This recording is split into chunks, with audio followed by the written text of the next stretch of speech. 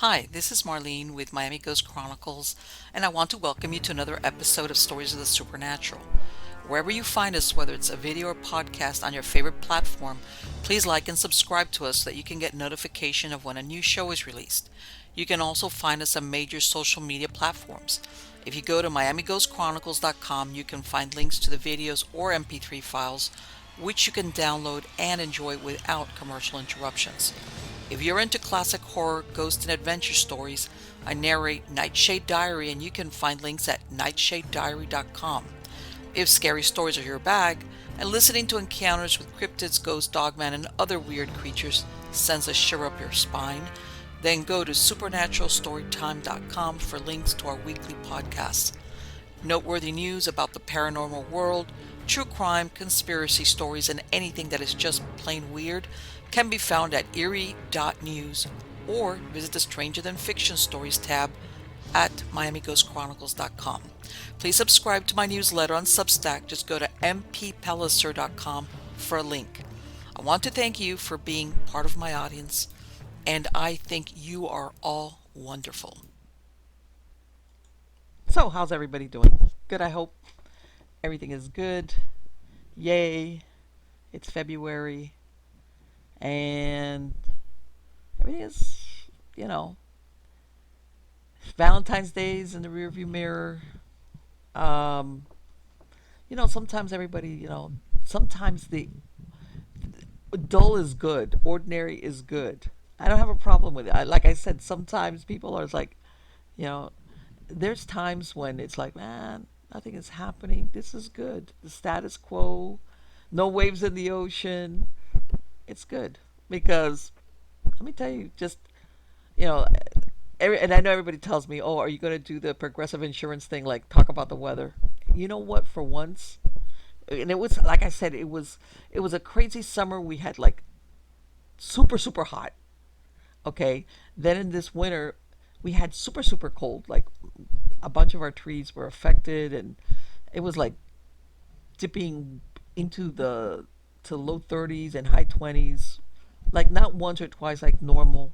And then all of a sudden it's warming like prematurely. It's talk about weird weather, but whatever. Like that's why I'm saying it's like I'm taking this all in stride. It's like it's all good. All my animals are good. Everybody asked me about the little kitten I rescued. She's doing fine. Marnie's doing fine. I've got her because if not, she'd be jumping all over here. And everybody's asking me how I'm doing with my pigeons. My pigeons are doing great. As a matter of fact, I sold two of them, and I've got two others which haven't produced anything on a couple of eggs. So hopefully, because these, as everybody knows, these are racing pigeons, which are, like I said, this is like a big deal. If you're in the racing pigeon world, this is a big deal. A lot of money in that world. So, as a matter of fact, I'm going to be entering some pigeons. Hopefully, that I get. It's a process. How's that? So anyway, there's enough stuff to keep me occupied. And hopefully now in 2025, I am going to be releasing my latest book of the Sybil Chronicles that I have been slogging through, literally slogging through for I want to say for the last 3 years. All right, okay, and it's a vampire kind of like thing, but I think it's right now it's probably going to come in at over 300 pages. So yeah, it's one of those deals. But anyway, guys, let's get on to the good part. The good part is who is the guest today. He's been here various times, and it's always a pleasure to have him. His name is Allan Pacheco. He is a paranormal investigator, author, actor, and historian. Allan conducts private ghost and history tours in his native Santa Fe. He is a leading authority on the supernatural secrets of the mysterious Southwest, be it ghosts, hauntings, UFOs, La Llorona, Djinn, the vanished, and much more. Allan's ancestors were Spanish conquistadors who pioneered northern New Mexico. Consequently, when you tour with him or attend one of his lectures, you get to skinny on Santa Fe's facts, lore, and its most cherished lies. I love it.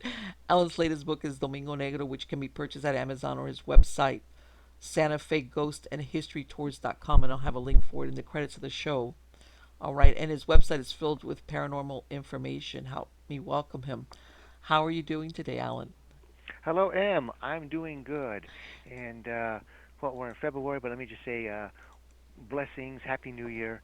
I haven't been on Yes. the show in some time, Hmm. and oh, we got a lot to catch up on. Yes, absolutely. Well, no, it's you know, I'm gonna ask you this, and I know it's off the cuff and has nothing to do with paranormal. Are eggs expensive in New Mexico like it is over here? Are you guys having an egg shortage? Egg shortage? Yes. Well, I can tell you one thing that egg prices have gone on up, uh, Yes. Okay. and what happened was. Um, Well, I'm not a fan of Biden. And Yeah, I Bidenomics know. is, I is, know. It's is like idiotic, and they killed a lot of chickens, yes. and prices have gone on up. And the at one time, I'm not going to tell you how old I am because you're older than dirt. Well, no, not quite. But yeah, this used to be an agriculture area, but now people from New York and Los Angeles have discovered it.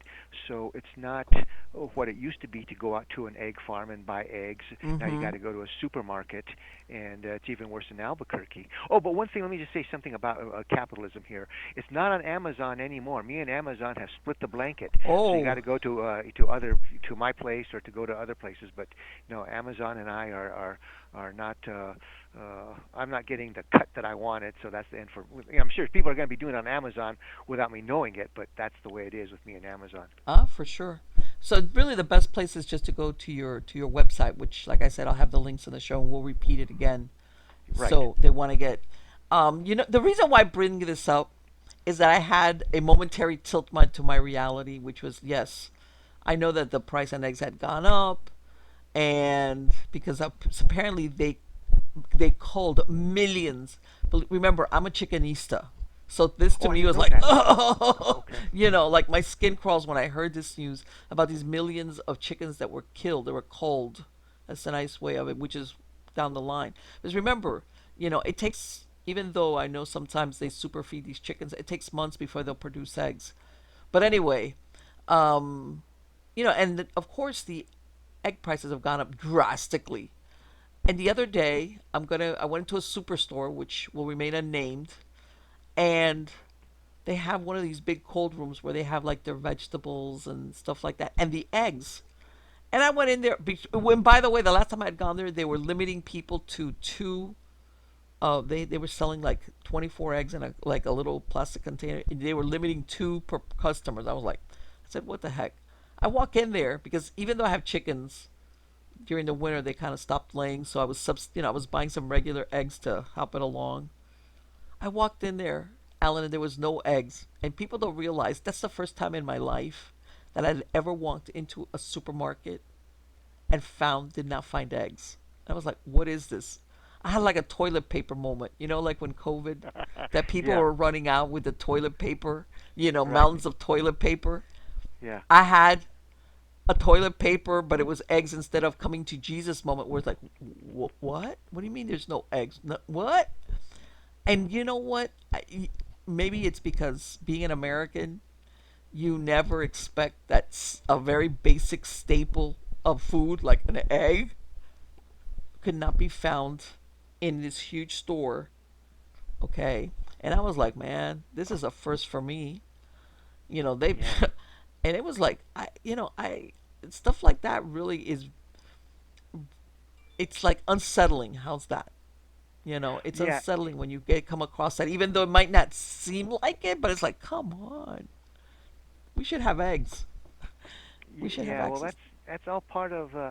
Well, okay, here we go with conspiracy, but that's all part of the plan to Yes. bust up the economy, break up America, and gosh, nobody can take us from the outside. I mean, because Well, our no, I heard weaponry, also that it was but also they're going to do it through economic ways, etc., cultural ways, and hmm that's all part of the insidious plan. But now we got a new prez, so yeah, let's see, he's hopefully. kicking tail, so things are will be turned around. All I know is I will not be eating the bugs. Okay, I don't care what. No, I'm Yeah, not eating the bugs. Forget it. right. Yeah. But anyway, but let me ask you, over there in because I know there's out where you're at. There's so many unusual. We talked about it once, and you were mentioning it now about the Pecos Triangle. that Yes. there's a lot of unusual things. What is it? Why has it gotten that name? Well, okay, it's there's different versions of it, but okay, you can say it is like a triangle, or more like a, I'm going to say like a squashed oval, and Americans like triangle, and Mm-hmm. also because of people just vanish without a trace in it, just like what happens happened in the late 40s, early 50s around Bennington, Vermont, or there off the coast of Florida with Mm-hmm. a Pecos Triangle, that type of mystery. But this, geography-wise, I'm going to say I don't agree with.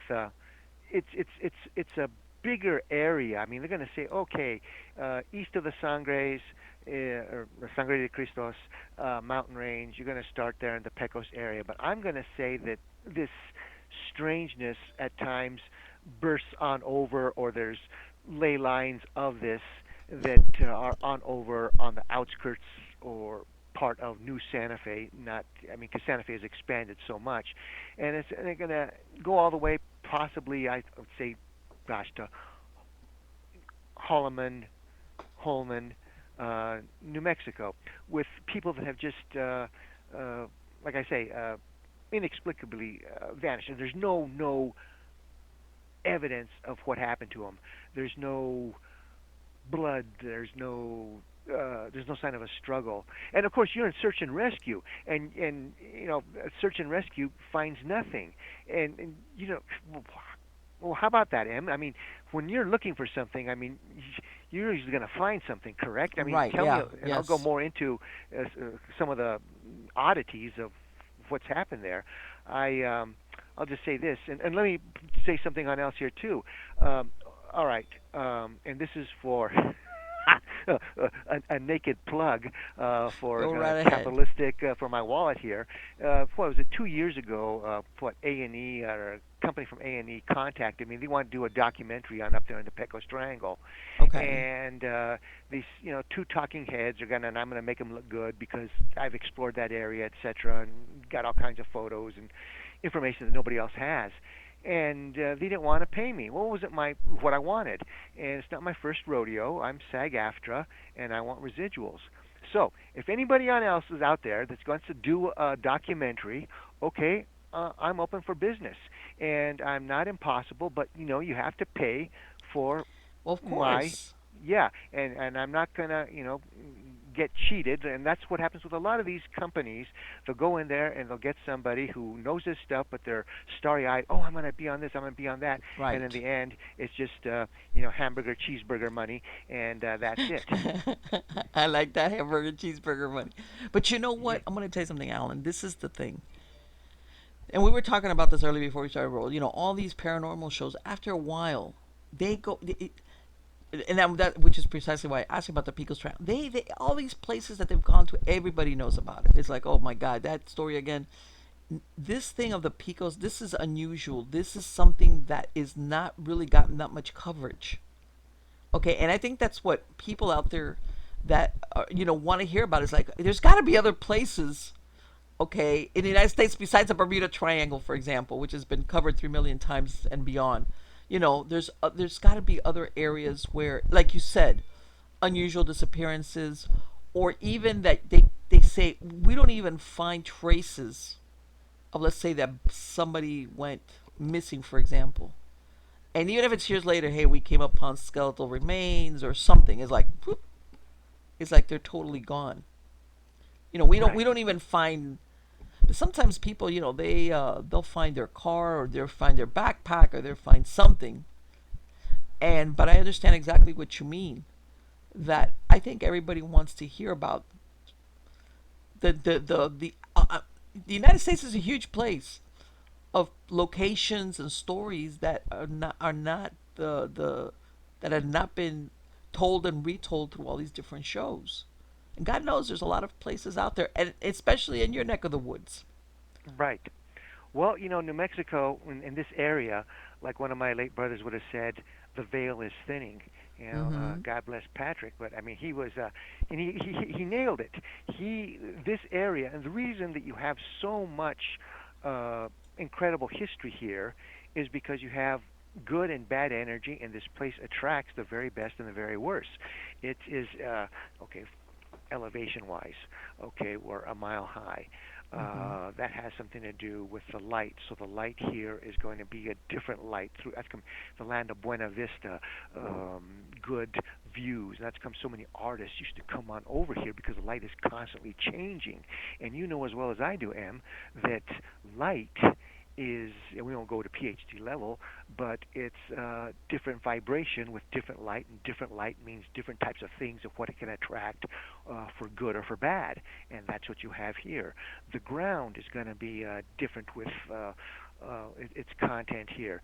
You have legends, of lost civilizations here before that. Mm-hmm. You have, for example, of all the places in the world for the Soviet KGB spies to uh, steal the secrets to the atomic bomb. Where did it happen? Santa Fe, New Mexico. Wow. Uh, yeah, okay, so That so definitely Alamos.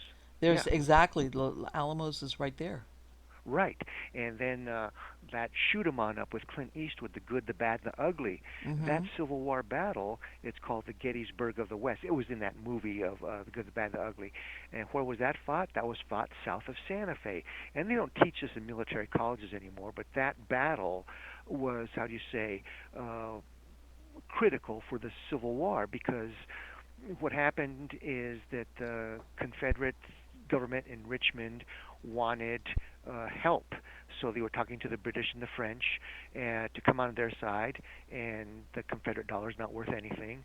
So they say, okay, well, France is expansionistic. They're in Mexico. They have their Emperor Maximilian. They have the French Foreign Legion. They have the French Navy. All this kind of stuff. What's in Denver, Colorado? The mineral fields. We'll go on up there. We'll capture the gold and silver.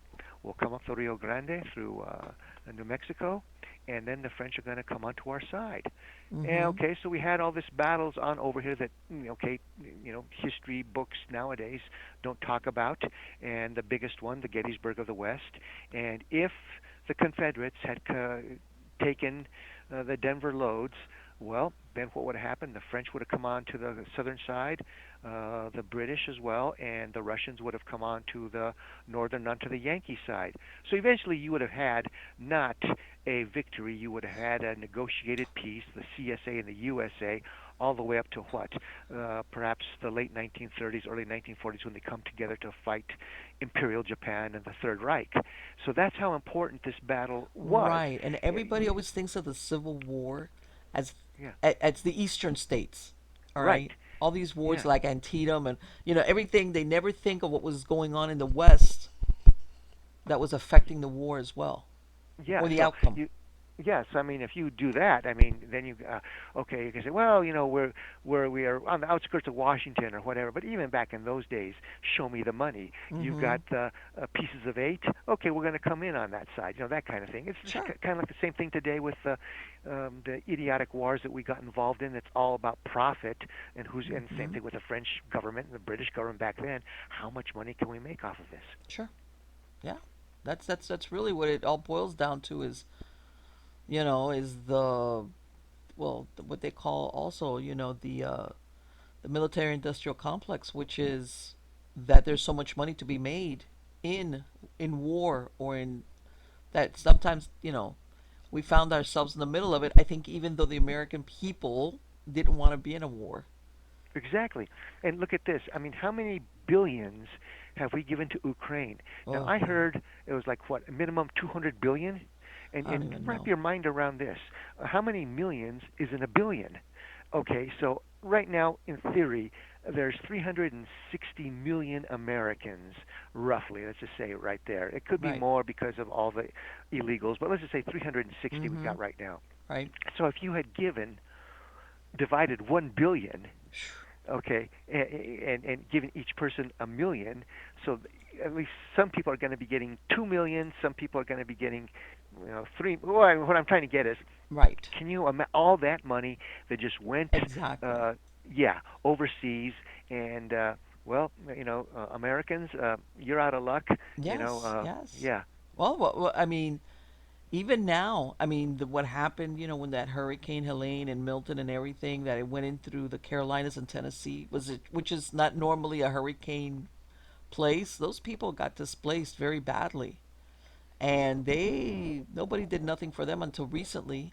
And even those fires out in the Palisades and in those hills up there, which you know, many, even though I know that there's a lot of people with deep pockets out there, they weren't insured because the insurance companies. Bottom line, these are all people, Americans. How's this?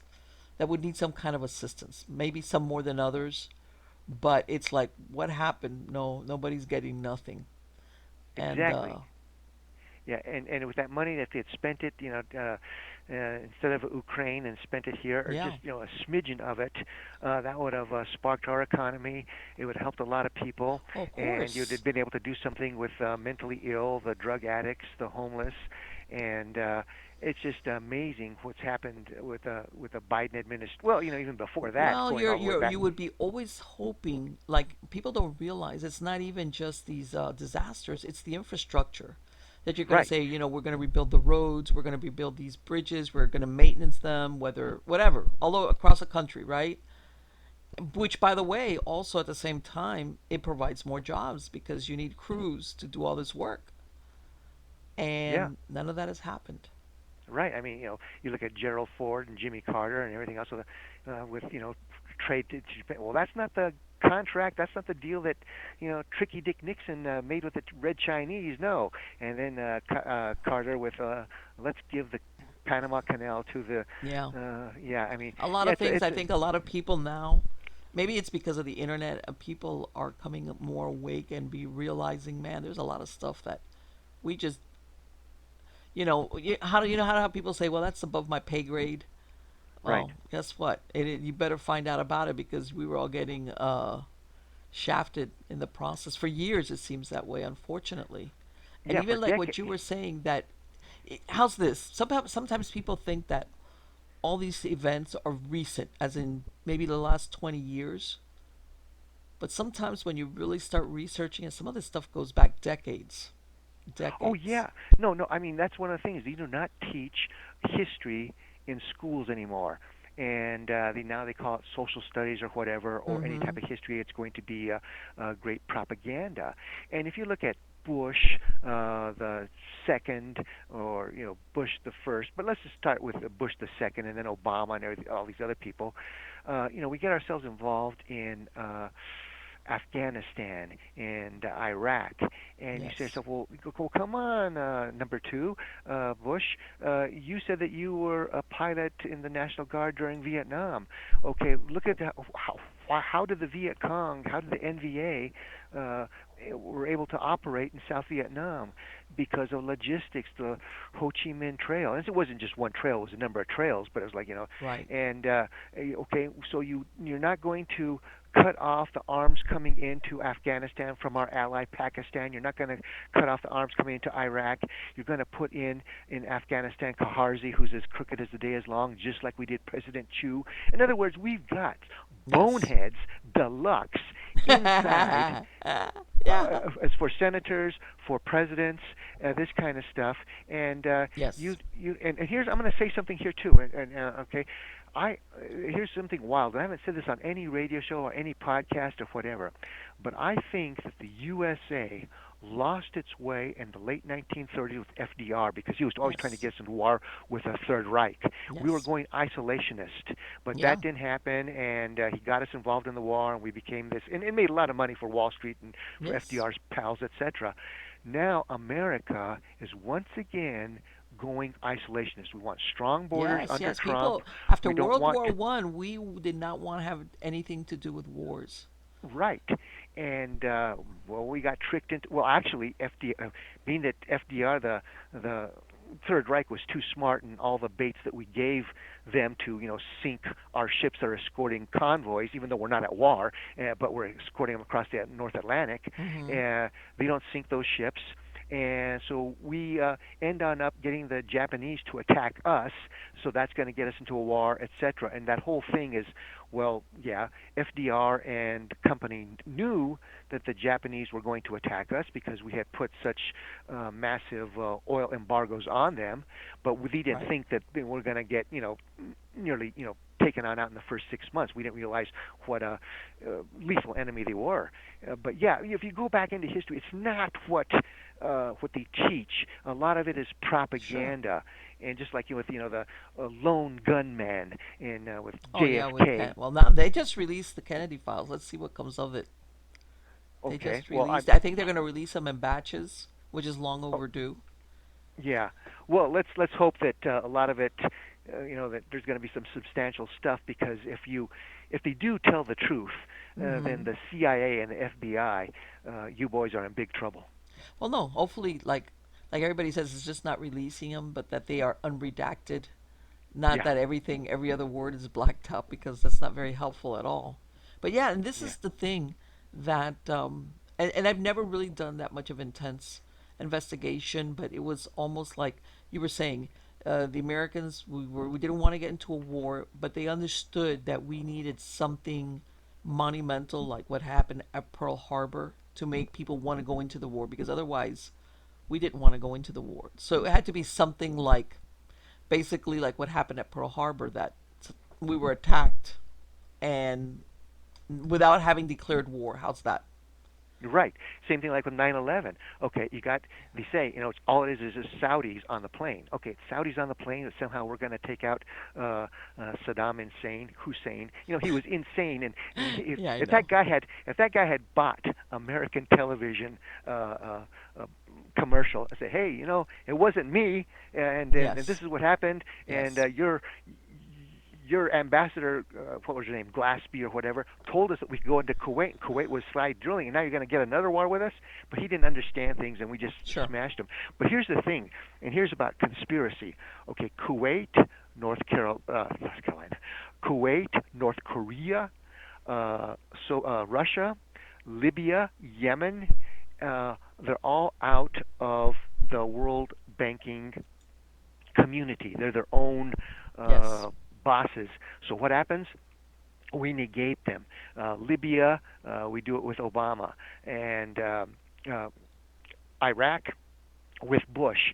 On and on. In other words, if you're not part of this, club where we can really make some good money for Yes. the yeah, then Really, it all yeah, boils down to, I think, when you start getting, it all boils down to bankers and yeah, money. exactly, yeah. Yeah. Yeah, and fortunately, right now we got administration. I think, and let's see what's going to happen. I'm very hopeful Yeah. that we're going to become isolationist and we're going to break Yes. away. And if they would get us out of the Federal Reserve, which is not federal, that's private Yeah. banked. Right. Right. It's just a Yeah, play on the name. Yeah, and yeah, get us into like, yeah, let's fix our own stuff. God knows we got plenty of stuff to take care of here at home, and it's like, right. hey, that's it.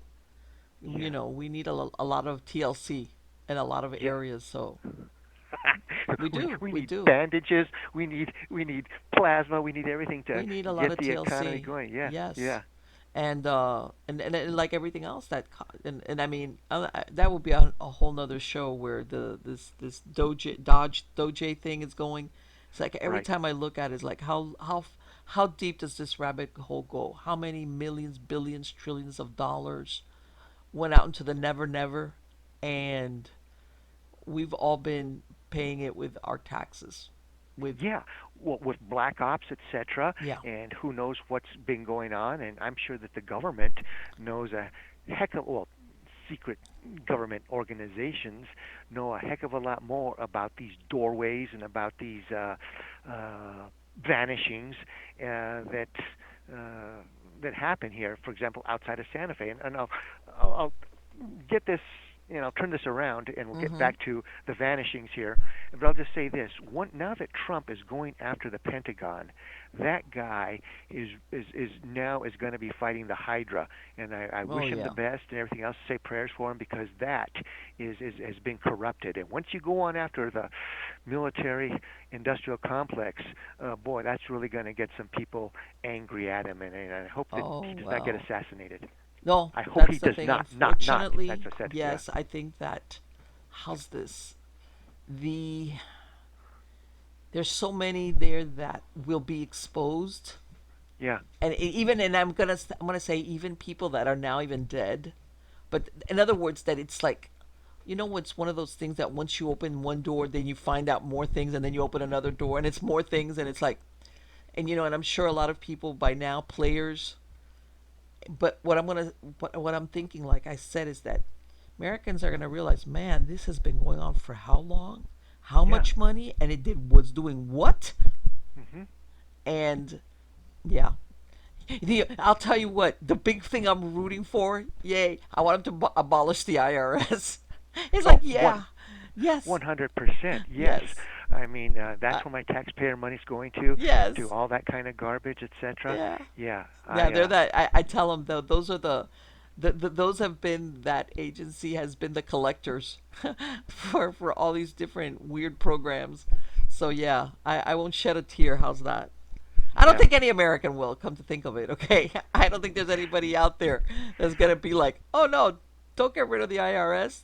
Well, Nah, I you think. know what? There are some people here in Santa Fe because we get the very, very wealthy that come on over here. It's been discovered, and people from New York City, from Los Angeles, and they are got tons of money. You know, the old cliche, enough Right. money to air condition hell. And Mm-hmm. these people tend to be liberal Democrats. They're along the lines of like Meathead of Oh yeah. Oh, Reiner's son, right. All in the whatever. family. Yeah. Uh, okay.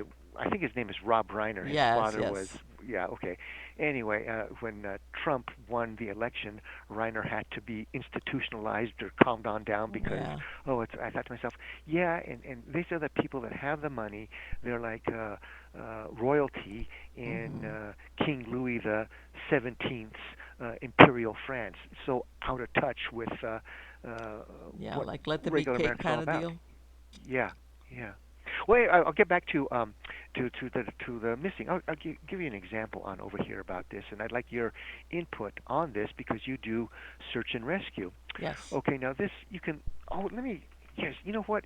For the listening audience, you can go on to. There was this French fellow who did a documentary. I'm on it, and it's called Pecos Triangle, and you can get Okay. it off of YouTube, and it's with American English subtitles, and you'll see Okay. some of the photos that I've taken, and you'll see some of the mysteries there of some of the people that have just vanished. And Okay. here's one, okay, and he's with what is it called, the Charlie Project or whatever. He's listed with the missing, etc. Yes.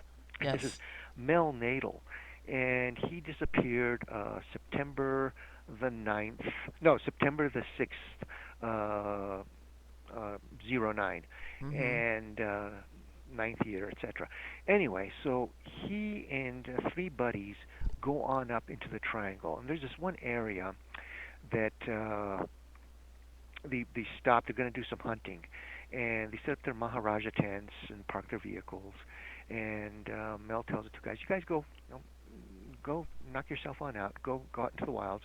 I'm going to go into the greens here, and I'm going to set up a blind. And if something comes on by, I'll take her on out." Mm-hmm. Well, this area, the geography is you're able to see Elk Mountain, and Elk Mountain is not going to be the Mekong. There's this area is got fire breaks, open pastures, plains.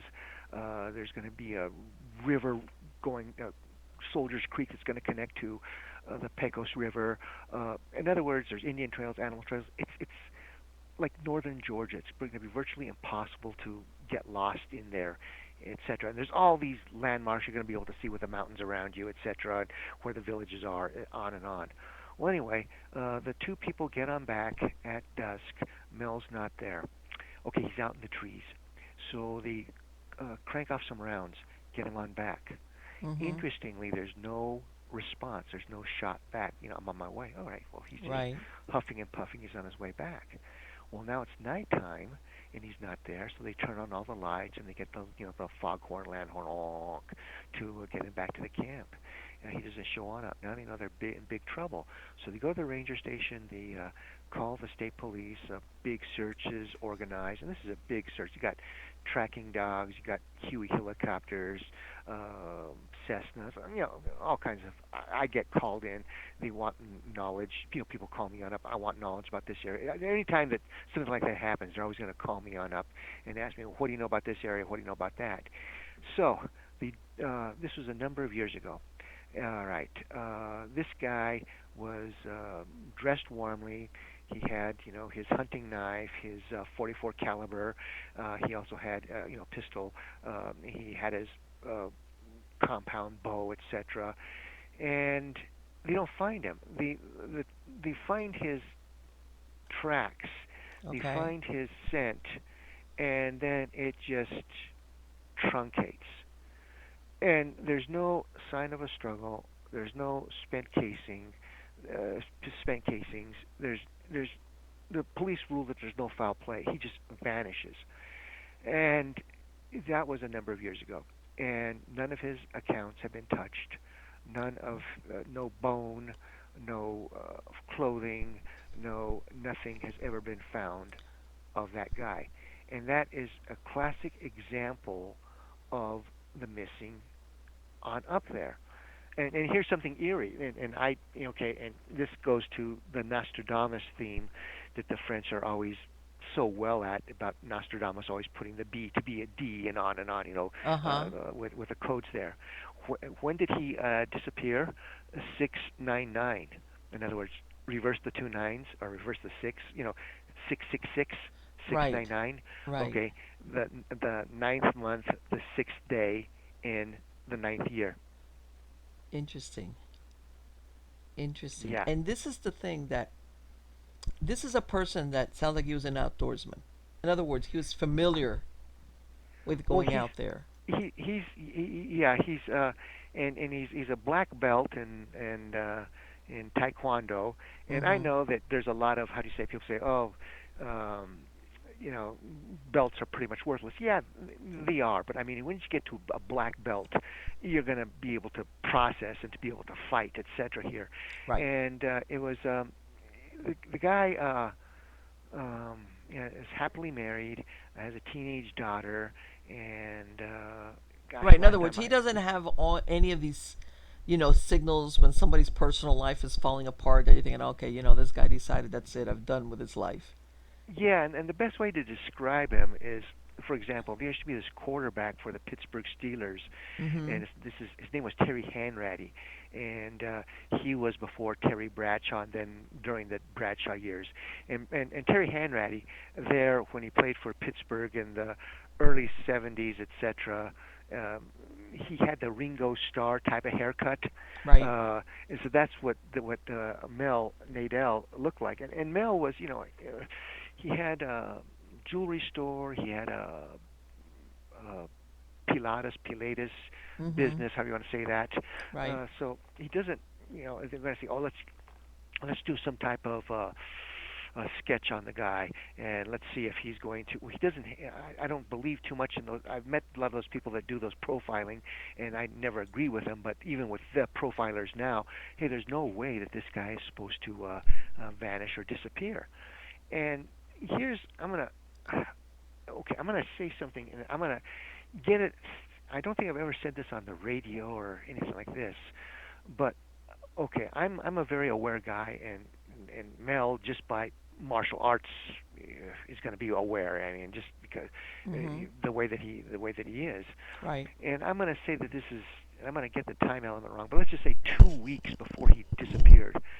So uh, I got something on my cell phone about a tour coming on up, and it's daytime. And I don't know what he was doing, looking down maybe at his own cell phone or whatever, and we nearly collide on the sidewalk. And I Okay. thought to myself, wow, isn't that interesting?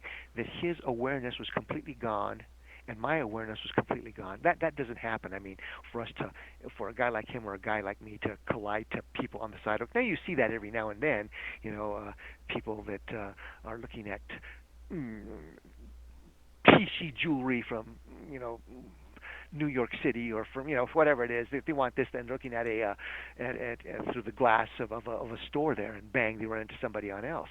But I mean, that I thought to myself, is that something that maybe his awareness was even down that day, or in the weeks before his vanishing, and what and then for me, it was, why would that have happened to me?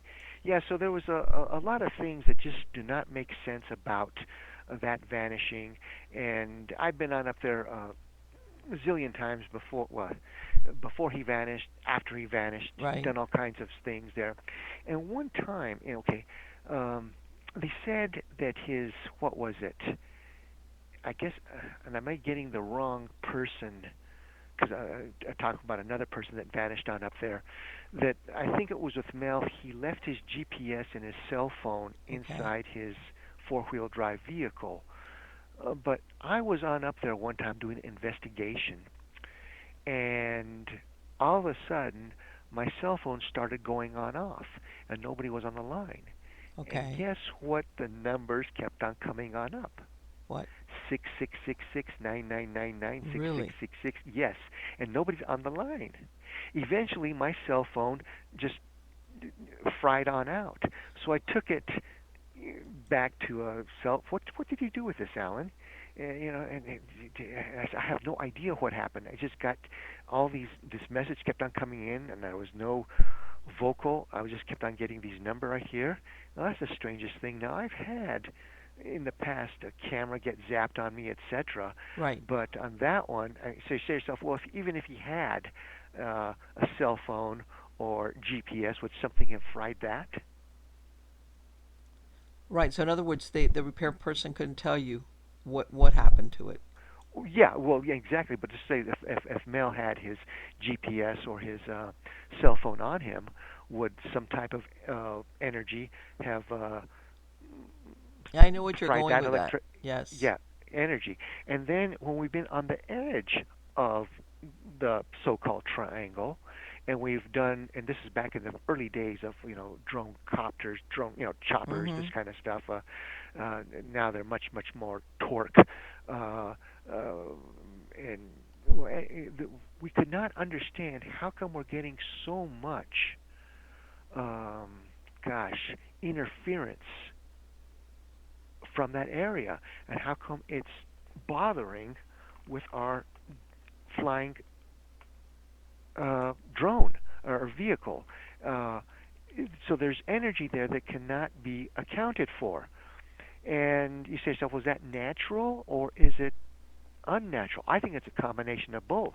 Exactly. And yeah, and then here's something uh, you know more wild is that, well, I don't know if it's this, but I mean, there's bursts of energy on out there, and I'm going to say on the western side, and Mhm. you know, I'm going to say that this area extends farther than what uh, the old parameters were.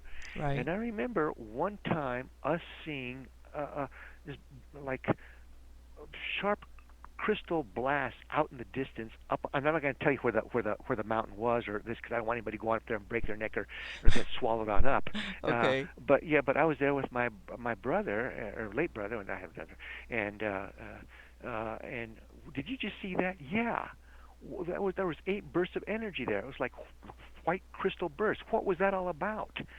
Uh, and yeah, so the place, Let me ask you, and and you yeah. tell me, this area that he was at, did it have any history of UFO sightings or anything like that? Well, yeah. Well, here's the thing. There's UFO sightings in that area, and I think that when you have, I'm going to say that there is a portal or portals that open and Okay. close on up there that move around, and not only are these like a portal to another solar system, I say that it's portal to other dimensions, portal Mhm. to hellish energies, etc., on and on.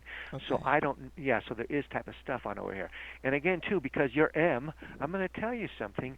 The first time I ever saw a spherical UFO Okay. happened coming on out of, in essence, the triangle on the other side of the Sangres. And this is gonna, gosh, I don't want. Okay, I'm just gonna say this.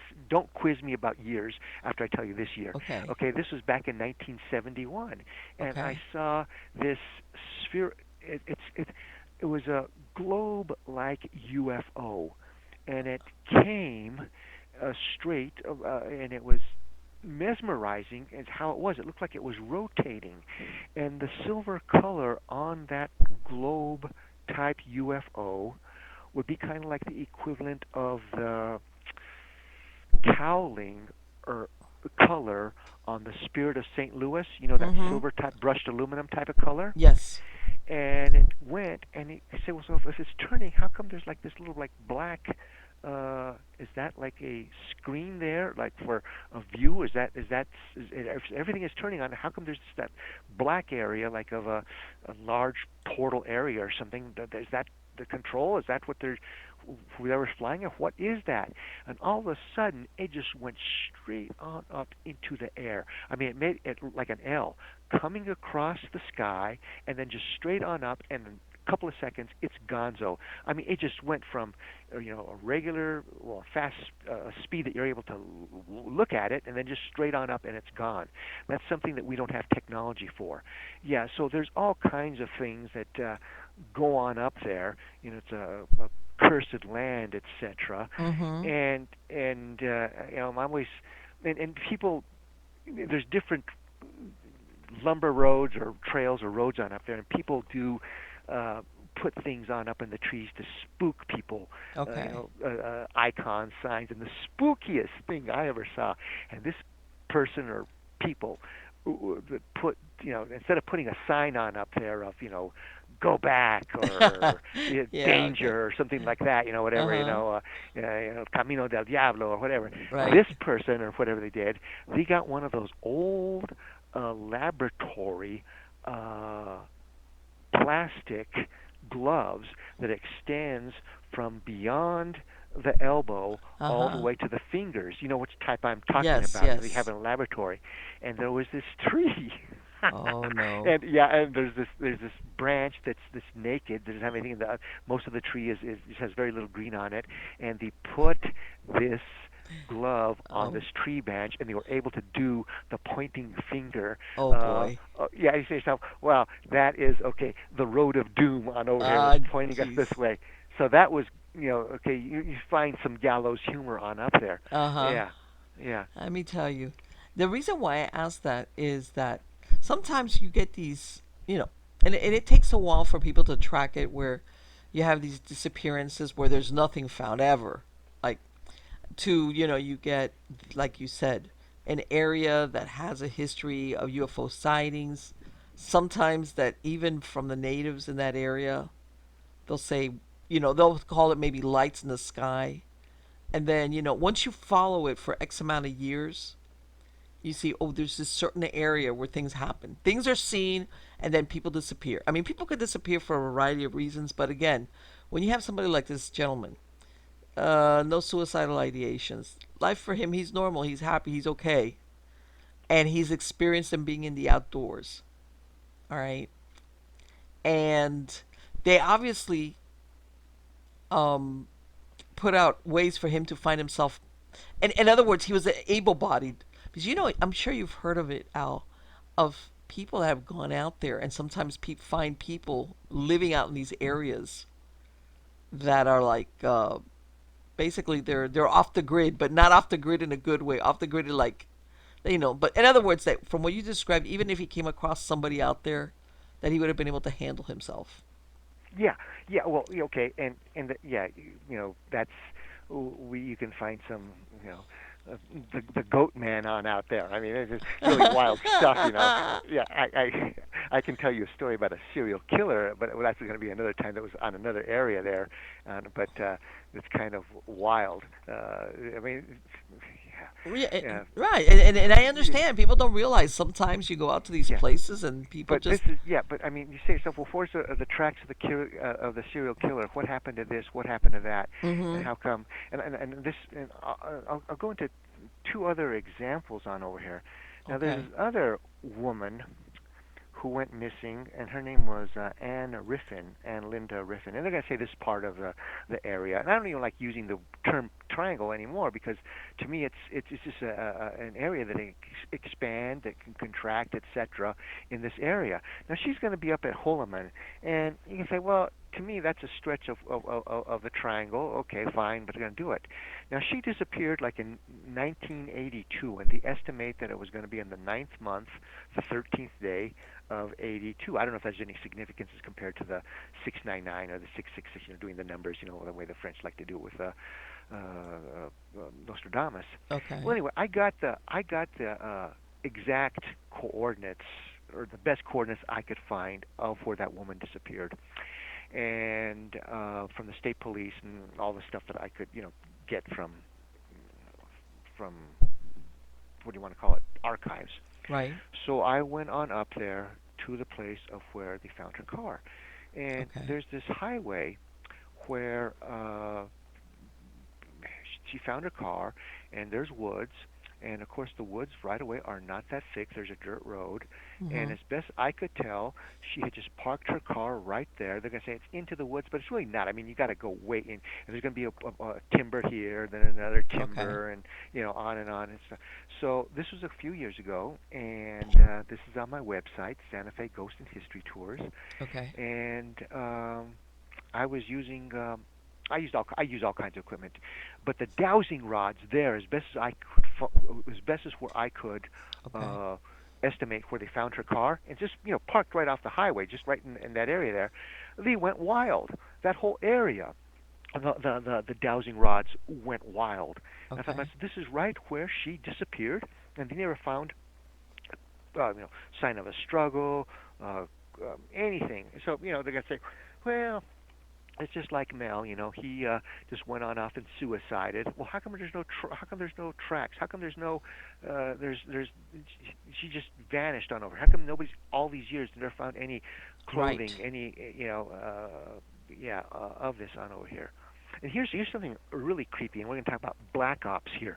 Okay. For Okay, sure. yeah, but I want to hear about what your ideas about search and rescue here.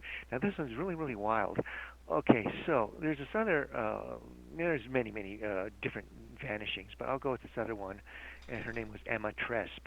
Well, okay, I'll just go beyond where Emma Tresp vanished. I'm going. I was on out there and doing investigations, etc. And off of the road, up a ways, there was this campfire. And Emma, they never found any clothing, any bone, or anything like this. And I'm on up there, and I'm with this. I always try to go with some people that I can count on. Okay. And I'm there, and this campfire is was really done well. And in campfires, people will just put a minimal amount of rocks around it, and that's Mhm. it. This one was stacked three layers high of rocks, etc. So in other words, it's going to be like Like well, a little pit. like a large mouth, yes. Uh huh. And there's a really bad feeling there. I thought to myself, what did they do? It's a big thing, and did they melt glass in it? What is it melted? And then but it had such bad mojo, such bad vibe. There was Okay. bits and pieces of book matches, book covers, Okay. and what was not burned was on one of the book covers Virgin River Casino. And Okay. wow, that's really creepy for this place on up here. People disappear and all this kind of stuff, and you got the Mhm. Virgin River Casino. Well, what comes to your mind when you think about that? Virgin sacrifice. I don't know. Yeah, sacrifice, right? Yeah. That's what most people say, Yep. sacrifice there. So I took some photos of that, and that's so people can say, oh, well, how come you didn't? I didn't want to even. And on that one, and I got a. Well, I shouldn't say this, but it's going to take a lot to spook me. I've been through hell's delight before. All kinds of things, and shot and shell. Well, I shouldn't even go there. But anyway, the thing about this is that I didn't get that piece of Virgin River Casino or Mhm. Virgin River bookmarker, but I took photos of it. So then I was thinking to myself, who would do that on up there? And I went, and I couldn't find anything of it. And then a couple of years later, October, uh, what happens? This guy ends on up in Las Vegas, Nevada, and he Okay. ends up shooting into this crowd of concert goers, and he kills how many, like 60 people or something to that effect. More or less, yeah. Yeah, and he wounds all these people, Yeah. and it doesn't make sense. Well, guess where he was hanging on out at? Virgin River Casino in Mesquite, Nevada. And then you do Really? more research. Yeah, and then you do more research, and his story just doesn't make sense. No, I know there's I a mean, lot of holes in what's been yeah, put out. yeah, and how he got all those weapons on up Yeah. there, how he was able to break a window. You know, those casinos have all kinds of security. If a window is going to Yes. go, you're going to have something at the front desk. You know why? Because And people don't realize people try to commit suicide all the time. So I know that they have every precaution. Like you said, somebody decides they're going to break out a window and jump out or something like that. yeah, So yeah. and for him to be bringing all these footlockers of weapons Yeah, and ammo exactly. on up there, yeah, and anyway, so and then the way that he lived the life, and he, airplane, rental planes, all this kind of stuff, and Mhm. then supposedly, okay, and here we go with conspiracy. This casino was a laundry for, uh, you know, CIA or CIA types. In other words, it Sure. was this guy in, a part of a black ops program with CIA. And then you say to yourself, well, what are the odds of me finding? Really, exactly. Yeah, the I mean, right. I'm match gonna go all cover. the way to New Mexico to make a little fire pit to burn. You know, there's something there. In other words. Yeah, in other words, was it Black Ops CIA? They know something and they were scouting around on up here because they want to know is there a doorway on up here, and Sure. they bring some of their stuff from Mesquite. Okay, well, this is where you're going to get your payoff. This is where you get your weapon. Where you get your clothes. Come on up to Santa Fe. Go to this area here and scout it and see what's going on Exactly. here. We got these people missing on up here, and you say to yourself, well, that's to me like finding like a ticket to for passageway on the Titanic out in the middle of nowhere, or a ticket to see I don't know what, out in And the middle of nowhere to see the Rolling Stones the first time they're on the Ed Sullivan Show or something. It right. just doesn't make sense. And for me to find that there, and of course there's so I don't believe in coincidences, so I was supposed to find that, and I thought to myself, why would anybody from like a linked CIA casino be on up here? What are they doing on up here? They Right. know a hell of a lot more than what they let on. Sure. Sure. Yeah. Exactly. And, And one of the things also, and by the way, this doesn't apply across the board. You know, when people go missing, because sometimes legitimately they are trying to do away with themselves. But let's say in the case, like sometimes you need to look at the date, um, and see if there's any, how's this, occult symbology attached to any type of sacrifice that would be pertinent to, how's this? This is what people don't understand. Everybody thinks that sometimes when they do these either occult sacrifices or ceremonies, it has to be on a specific date, and it doesn't. It just has to be approaching that time period. You see what right. I'm saying? Mhm. Like, let's say for example, let's say Halloween, Samhain, or whatever you want to call it, Samhain, whatever. You know, yeah, everybody thinks, well, it's the actual date. Sometimes you could have something done a couple of weeks before. It doesn't have to be specifically on a certain date. You know, sometimes, yeah, things, but, and again, you know, it might not have anything, absolutely nothing to do with the disappearances, all right? But sometimes when you do find, you know, you have to look at, you know, if you want to go down that rabbit hole, you need to look at what's going on as far as the calendar year around this time period, Right. you know. And there's, how's this? There's a big misconception.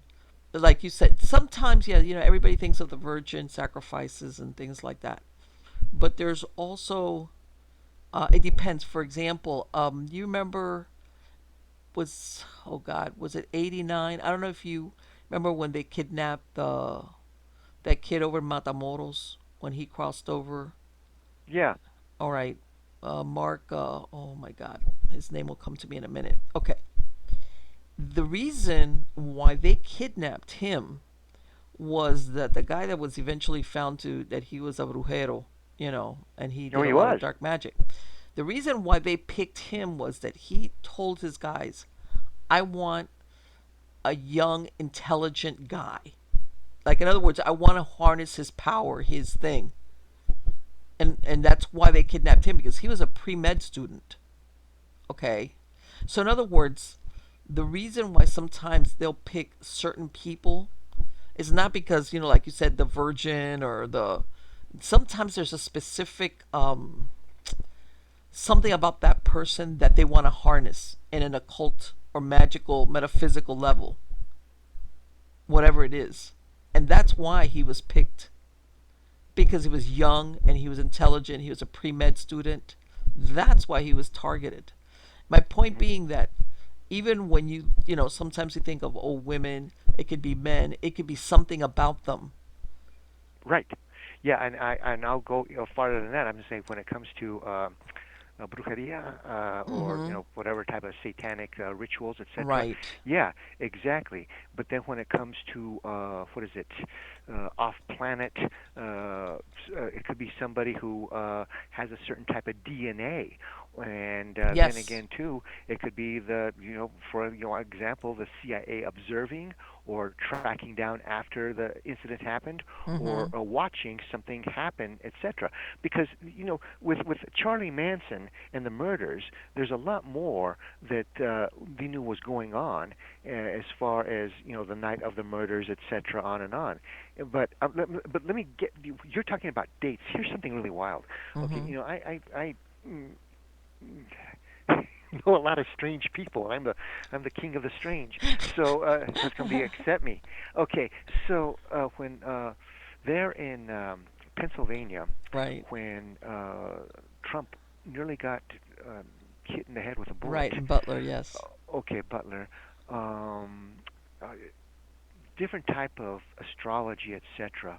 Mm-hmm. Okay, they tried to make it like the JFK assassination, and that night it was going to be uh, some moon, something planet going into a new house, Mm-hmm. having to do with the Medusa.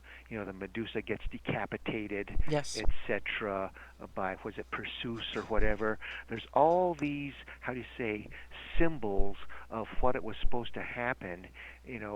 With to give them more power with this assassination, Sure. and also it was that was the only on that Saturday, that was the only time that they had put uh, the President Trump, or ex-President Trump at the time, on TV on all those cable networks. In other words, it's being broadcast live on Sure. all these outlets, which hadn't been before. In other Mm-hmm. words, so they could show a president, in other words, getting decapitated, getting his head blown on Yes. off, Yes. and that's what happened. And you think about how the setup there was, how can you have a guy with a drone before that, then on the telephone? They still haven't said they have been able to break the telephone doors, or so he can figure out who he was talking to on his phone. Yes. Yes. And then he was at one of the gun ranges. That, what was No, it? there's so many unanswered questions surrounding that Yeah, whole thing. and again, too, it goes back to, all right, this is how sinister they are, and how they will try to use some type of date to help Yes. them with their black magic. Here's something else here too, Em. About the 33rd meridian, and I don't know if we Mm-hmm. talked. Do you want me to go Yes. into that again, or Oh did yeah, we yeah, talk yeah, about this last yeah. time? Yes. Okay. Um, all right. Well, there's different lines that come throughout the world, lats and meridians, etc. Mm-hmm. And the 33rd comes through. There's minutes and seconds off of it, so it can be this line, and part of it touches Charleston, South Carolina. That's where they had the first um, gosh, was it the Masonic Temple in the USA? Right. And then it keeps on going westward. All right. Now, the Masonic Temple, okay, 1 through 32, that's where you got to do good deeds and you rise on up through the ranks. The top level, that's all top secret. It's the who you know, the old boys network, like Skull and Bones, you're being accepted. It wasn't for your deeds. It's you're going to, well, maybe it was for your deeds, but a lot of it's just because you got the power. You're going to be in this top secret level there. And so 1 through 32, really great guys. They're going to work in burn hospitals, Shriners, etc., on and on. 33rd's top secret. 33 number through ritual magic, sexual magic, all kinds of things attached to it. We keep on going. Well, where does the 33rd line pass through? Take a guess there. Where? Dallas, Texas. Okay, Ooh. yeah, okay. What happened in Dealey Plaza? And you got the three Yes. lines, the three highways coming into Dealey Plaza.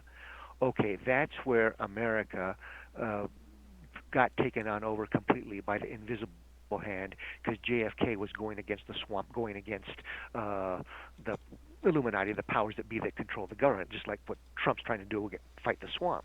So they kill him there. Right. All this type of stuff happens on over there. Okay, in Dealey Plaza. Right. All right. That's I know that symbology plays a lot.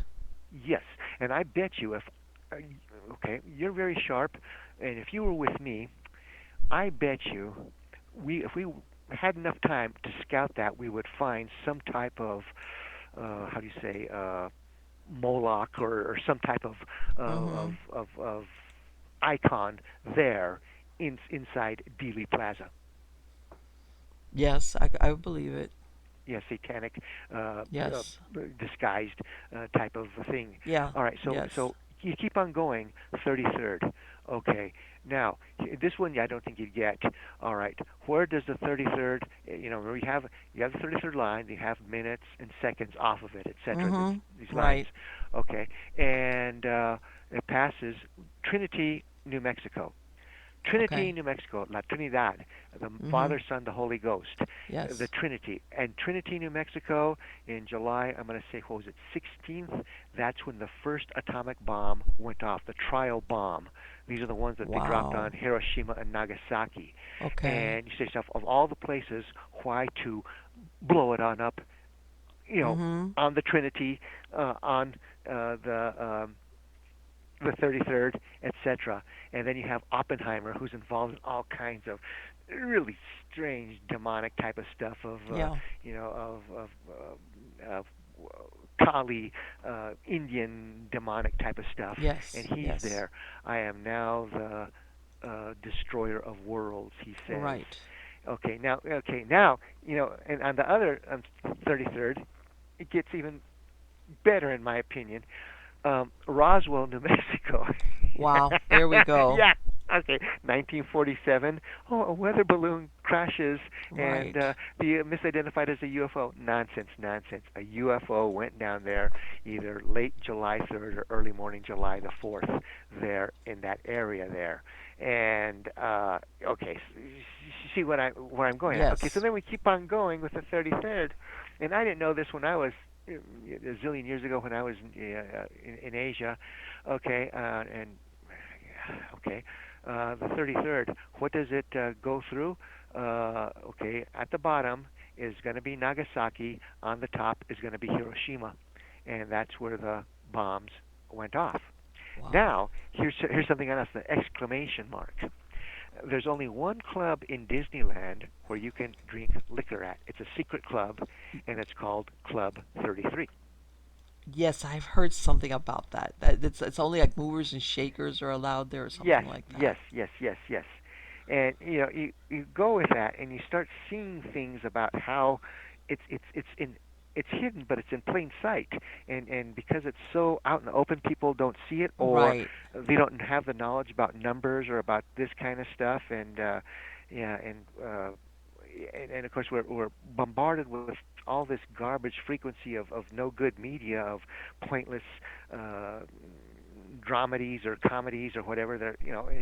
So we don't see uh, all this stuff that's going about. And, see, and the thing about that is with I, all this dark arts, Mhm. Luciferianism, if they put something on out in front and nobody objects, they're going to get power to it. It's kind of like if you have some bully in junior high or in high school. I just did that to you. Are you going to, okay, I got more power because you have not responded to it. Oh, the teacher saw me do that. He's not going to say anything about it. And I can just keep on being more and more rude, more, how do you say, well, I don't know, destructive, distractive to the classroom, or this kind of stuff. You see, that's the same type of thing of what they do with all of this stuff. They put it on out in the open. Oh, that's just the way it is. We're gonna have to accept it, or they don't see it, and they get more power off it. Let me tell you something about Santa. Go ahead. I'm sure you guys. I was gonna say something else about hidden things here in Santa Fe. Go ahead there, Am. Well, no, no, no. One of the things when you said something about Roswell. All right, the whole story. I mean, there's different versions, but part of what they say that happened at Roswell was that they also were able to retrieve um, the bodies of the extraterrestrials, right? Right. And that they were supposedly taken to Roswell to the airfield hospital out there. Yes. All right.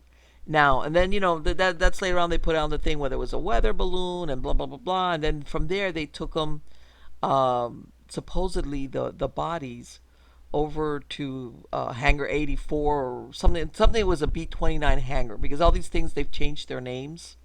All Mhm. right. But do you know that the building where that hospital once stood, supposedly they've seen what they call the ghosts of the ETs? I've heard that, but I don't. I think that's a good story, but I don't buy that because on that there, and I think that if it's kind of like somebody with a creative mind. It's like this old hospital. You find these kind of stories in hospitals. There's this old hospital that was abandoned and then it's been remodeled. Now it's a hotel, etc. And back in the old days, oh, when we used to work there, we used to go down to this basement area, and blood used to creep on out of the wall. Well, you didn't get any on your clothing. You didn't get any. Yeah, Like what yeah. And the thing happened? about the ET and that, I don't think so. I think there would be much more. How do you say? Information on that. And I've done so much research on that. Now, if there was okay. You're Florida. Here's something at Florida. Okay. Here's the inside baseball on that. Those corpses, or the vast majority of those corpses, Mm-hmm. where are they stored at? They're stored in some type of how do you say tube, gigantic test tube with liquid that is going to prevent them from decomposing, Right. and they're at Homestead Air Force Base in Florida. You know what? I heard anything is possible. And I heard that one time. You remember Jackie Gleason? Yes, Uh, I remember. he was a big And believer in UFOs and XETs and all this stuff. And but I guess he wanted to. He was taken down somewhere to Homestead. yeah, All right. And they said that he saw something. He came back and he was a changed man. How's that? yeah. Well, here's the thing about Jackie Gleason, and for those that don't remember, he had his own TV show. He was Mm-hmm. a rotund, Yeah, the uh, honeymooners. uh, I think that's what everybody knows him the best for. yeah, a comedian. Yeah, the Honeymooners with Ralph Camden and Mm-hmm. the other ones. Yeah, very funny show. And he was very much involved in UFO. As a matter of fact, uh, he had one of the biggest libraries of paranormal literature, and I think he lived up in Peekskill, New York, after he'd pretty much given up show business there. Mm-hmm. And his I guess it was his library or his house was called the Mothership. I mean, that's how involved he was. Nickname for Yeah. that. Mm-hmm. And the thing about that was that he was a big friend and financial supporter of Richard Nixon. Yes. Dick Nixon, Tricky Dick Nixon. So they Mm-hmm. were friends, and they both were golfers. So Nixon was always apprehensive about his security guard because he saw what happened to Kennedy in Dallas, Right. and he was always trying to This is how do you smart. say not be around them and this kind of stuff. So he was known to sneak away, etc. Like one time he went out of the White House and went to the protesters there at the Abraham Lincoln Memorial, etc. Well, Right. he went and he was able to sneak away in a car from this mansion in Florida. This is another one of his supporters, B.B. Rebozo, Yes. This was on Key and Biscayne, which is an island right there, right off the, you know, right off the, okay, right there, right off Miami. okay. So he was able to slip the CIA guards, and he got into a car and he drove off. He went to Jackie Gleason's place at the time. Jackie Gleason was there in Florida. It was Mm-hmm. okay, and they talked and everything on else. Says, you really want to see something? I'll show you.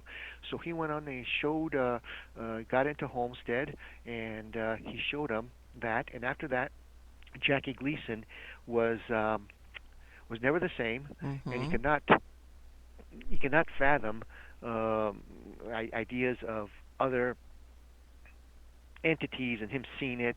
And I mean, I don't know if it has something to do with religious or whatever. And I say, just think about Big G. I mean, just forget about all this other type of stuff, etc. And just do your best.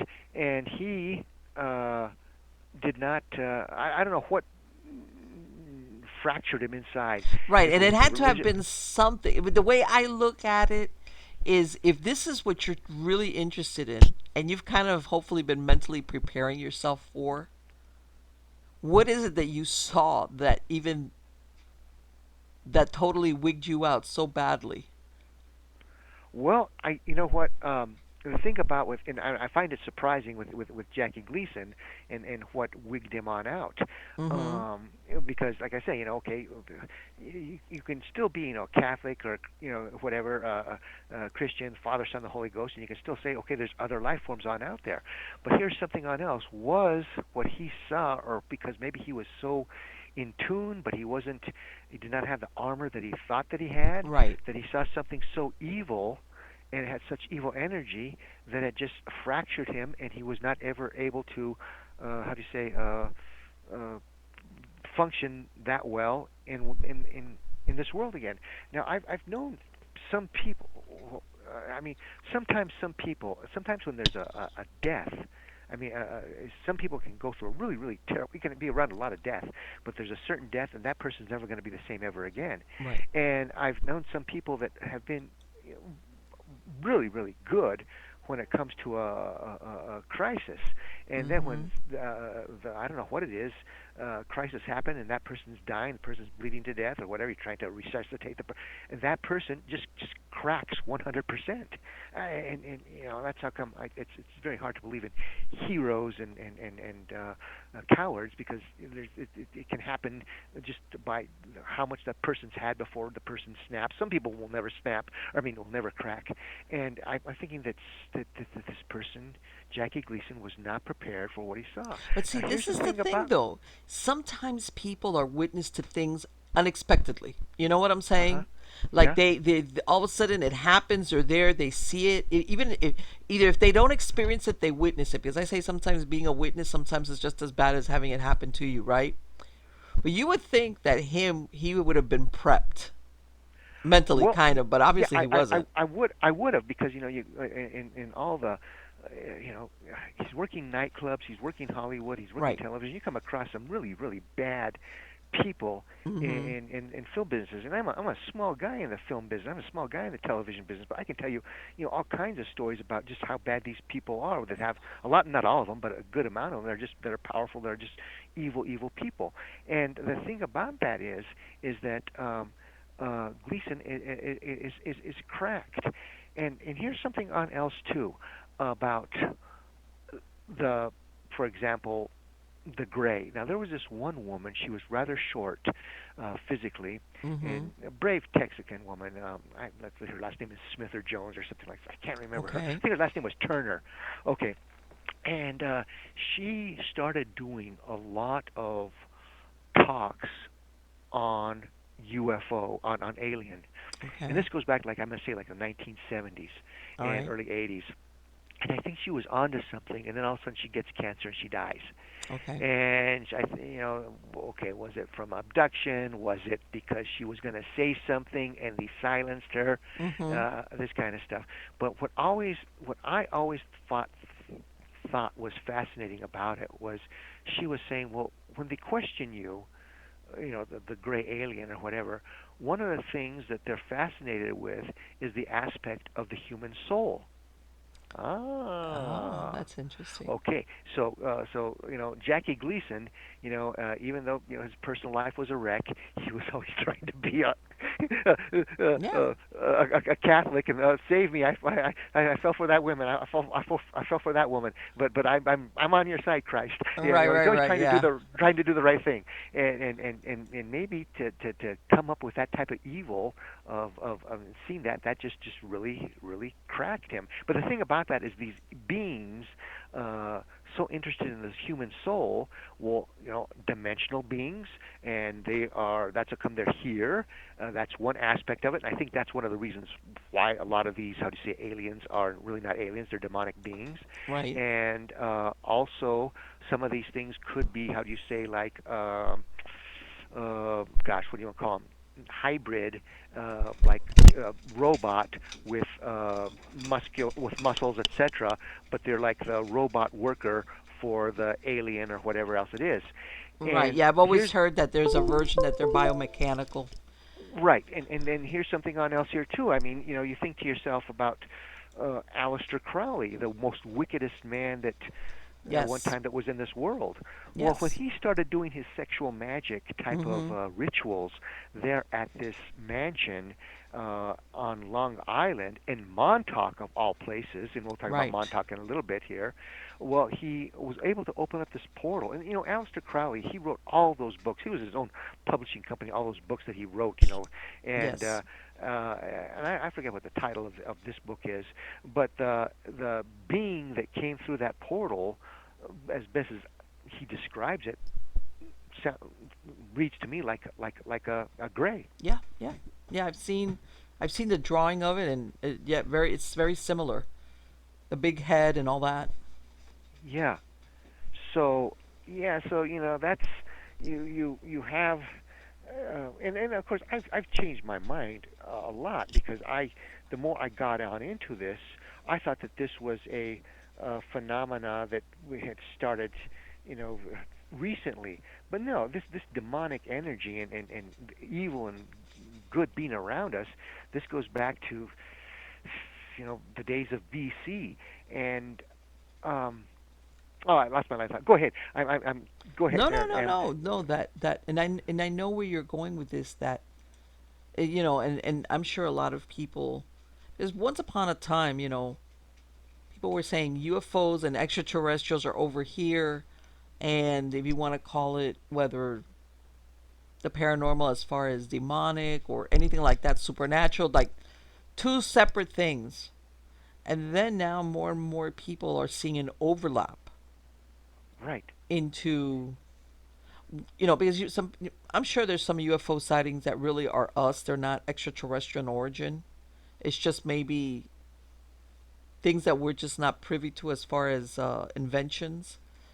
But there's always, like you said, you know, we're thinking of extraterrestrials as being beings from another planet or another star system, and then there's others that are saying we see them as extraterrestrials, but basically they are demonic in nature. How's this? Yes, yes, and I'm going to say this. I'm going to say that there are physical beings on out there, Mm-hmm. and I don't think that they're really visiting us anymore.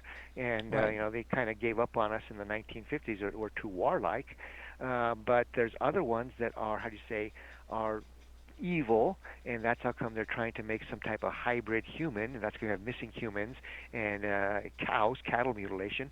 And then there's others that are the Illuminati that are trying to open up doorways to hellish dimensions to Yes. contact these demonic energies to help them with the Great Reset, etc. Like eat the bugs, as you said. Yeah. You know, I will not eat the bugs. yeah. I think that guy who I forgot what his name is. Schwab. He Schwab, yeah. I guess his hero is Ernst Starvo Blofeld Yeah, because, I know. I know. Like they but you know that Fleming in his James Bond novels, he was giving us a bunch of hints. yes. It's great reading, but he was giving us hints that there really are these type of people and on out there who and they've gotten more powerful and they want to control the humanity through corporations, through banking, Yes. etc. And And it's not even a question of money. It's not. It's all about power. power and money. Yeah, money brings them power, and that's what they want, etc. And some of these people are some of the most, you know, okay, they use it as a heroine, and they also are perfectly possessed. And interestingly, Yes. around this area of where you have, I'm going to use the word triangle again, but I don't like. It's got to be a somebody's got to come up with a better definition of the area. I'll say this, okay, because there was an area in Santa Fe. It's now it's all been developed and some strange things there. Okay. And they used to call it, this is before it was developed, there's just a few houses there. They used to call it the Forbidden Zone. And this Forbidden Zone used to go All on up right. to the Sangres onto the other side. And the reason they got that name, the Forbidden Zone, that's from the Planet of the Apes Okay. from 1968. You don't want Yes. to go in there, Taylor. It's the Forbidden Zone. You won't like Yes. what you Yes. find. Yes. Well, anyway, we all call that area the Forbidden Zone, and that was just a leg of the triangle. But anyway, in that around that area, you have some massive mansions with Mm-hmm. security, electronic security, physical security, and you say to yourself, why? Of all the places, do you want to build something on up there? And are these people? Why are these so? uh, uh, so I don't know what to say. Ruthless and money and power is their god, and Right. uh, and why are they on up there? How come they are with all of these evil shamanic people that come in out of their life? You know, I'm gonna I'm gonna say something here too. Okay, let's do another. Let me sidetrack here because people are gonna Okay. say, this Allan Pacheco, he's out of his mind. Get a straight jacket. Well, okay. As wild as insane as I sound, I when I'm on, I'm on. Hey, baby, I'm on. Okay. Go for it. I'm doing this. Okay, this is an incredible story.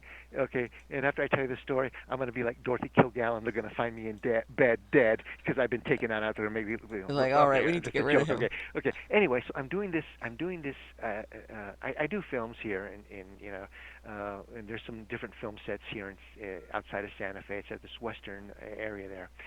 So there's this church film set, and I really got a bad feeling. Now it's not. It's a fake church, Mm-hmm. but when I've been in there and we've done doing films, etc. I really think to myself, what happened? Would it? Did he do some type of satanic ritual in here, even Okay. though it is not, how do you say, blessed or anything. It is just something that is just really, really vile in here. And I can see some of the, that people could come in here, uh, come onto this property, avoid security, and do something there. So I'm doing this tour. This is years ago, and I end on up. This guy comes on up to me. He's on his bicycle. And he's either with his friend or his bodyguard, and he says, "Hey, you're wearing the sombrero or everything else. You're doing this history tour, a paranormal history tour. Yeah, I want you. My secretary's going to call you on and on. We're renting out this place on out there. Yeah, I said, yeah, I'm SAG-AFTRA. So this ranch, etc., and where this church is, and I'm bringing all these people on in there, and I'm going to do this play, and I'm going to." Get shot on the stage and they'll be resurrected, or maybe you can do something, maybe who's going to get shot, or this kind of stuff. It's really a wild scheme that I'm working on it, and this kind of stuff here. And Okay. supposedly this guy is like one of the lineage of the Mars Candy Bar family Okay. people, etc. Uh-huh. And I thought, and he says, yeah, and, about do you know about weaponry? Yeah, and duh. And he says, well, no, I've got a pistol, and he says, but it's not loaded. And Oh, in his satchel, and the other guys there with him, I guess his bodyguard there, and on and on. I say, yeah, it's a really nice Colt that you have there, and this kind of stuff. And I'm thinking to myself, and I don't want to be. He's interrupting the tour. I'm thinking to myself, well, why in the hell? Why do you have a pistol if it's not loaded? That's just going to be like a paperweight that you use as a club. If right. a pistol's to be loaded, and your self control, your safety is going to be your finger. I mean, pistols, guns don't jump out of the closet and kill people. People That's got so to use them. funny. Like I said, yeah. So anyway, so okay, fine. So this woman calls me on up, and I don't get along with her, and I don't want to do the tour, do this type of thing, and it just sounds really really bad. And I don't tell her, and I'm telling you that I really got a bad feeling about that place there. Right. Okay, so now you know where this story's going. So Yes. X amount of months later, okay, what happens? Alec Baldwin kills a person in that church. Are you kidding me? What? Yeah, remember I told you I got really bad energy there about that Yes, place there? yes. Okay, and I thought to myself, I don't want to have anything to do with that. I mean, it's going to with blanks in there and this kind of stuff. You get shut down on stage. Am I going to get shut down on stage? You don't have it worked on out yet, and you're going to have all these people you're bringing in from back east to see this type of thing here. So And you're I was this is how let me ask you, how long before the Rust thing was this that this guy came up to you and had that conversation? this was after this was I mean this was the conversation was before the Russ Right. situation, How about how long and, before? and I'm going to say oh gosh. I'm gonna let's just put a number on out there. 8 months, 7 months Wow, around there. Alan. Yeah, And you maybe already had maybe the maybe. heebie-jeebies about this Yeah. place. Okay. Let's see. Let's see. Okay. Hang on. Yeah. So when did the Rust thing happen? And yeah, let's just say 7 months or so. Yeah, around there. Right. Yeah, or 6 months. Yeah. So and I said no, I don't want to. And I thought to myself, I don't believe in if you're going to do something in a church, and it's going to be disrespectful, it's got to have a meaning behind it. Okay, if there's Right. a I know exactly where you're going with this. Even though this was supposedly not a real church, but the symbology behind it is what you're saying. yeah. And okay, if you're gonna set up the World War II Battle of Monte Cassino or something like this, Mm-hmm. I can understand that. But this, what you're doing, and this other, and this energy there. So I thought to myself, okay, I was clued on there that something was going to happen at that place, and I didn't explain it to him, and I. And sure enough, it happens, and somebody gets killed there. And the whole thing about the Rust thing, etc. That okay, Alec Baldwin does have some wiggle room, but when it all comes on down to it's his fault. He's the boss, Sure. and the way that he's handling the pistol and everything on else. That's and he's And I'm not that familiar, but I've always heard. I can't remember the young lady's name, the one that actually got convicted. That she basically was the fall guy. How's that? yeah, yeah. Yeah, that's what it was. I mean, I mean, I remember one time I was on this one. Well, I better not say that story. Okay. This is an exaggeration. So I can get out of the hot water. Okay. Okay, go ahead. So This I'm is on this set there. exaggeration, but go ahead. Yeah.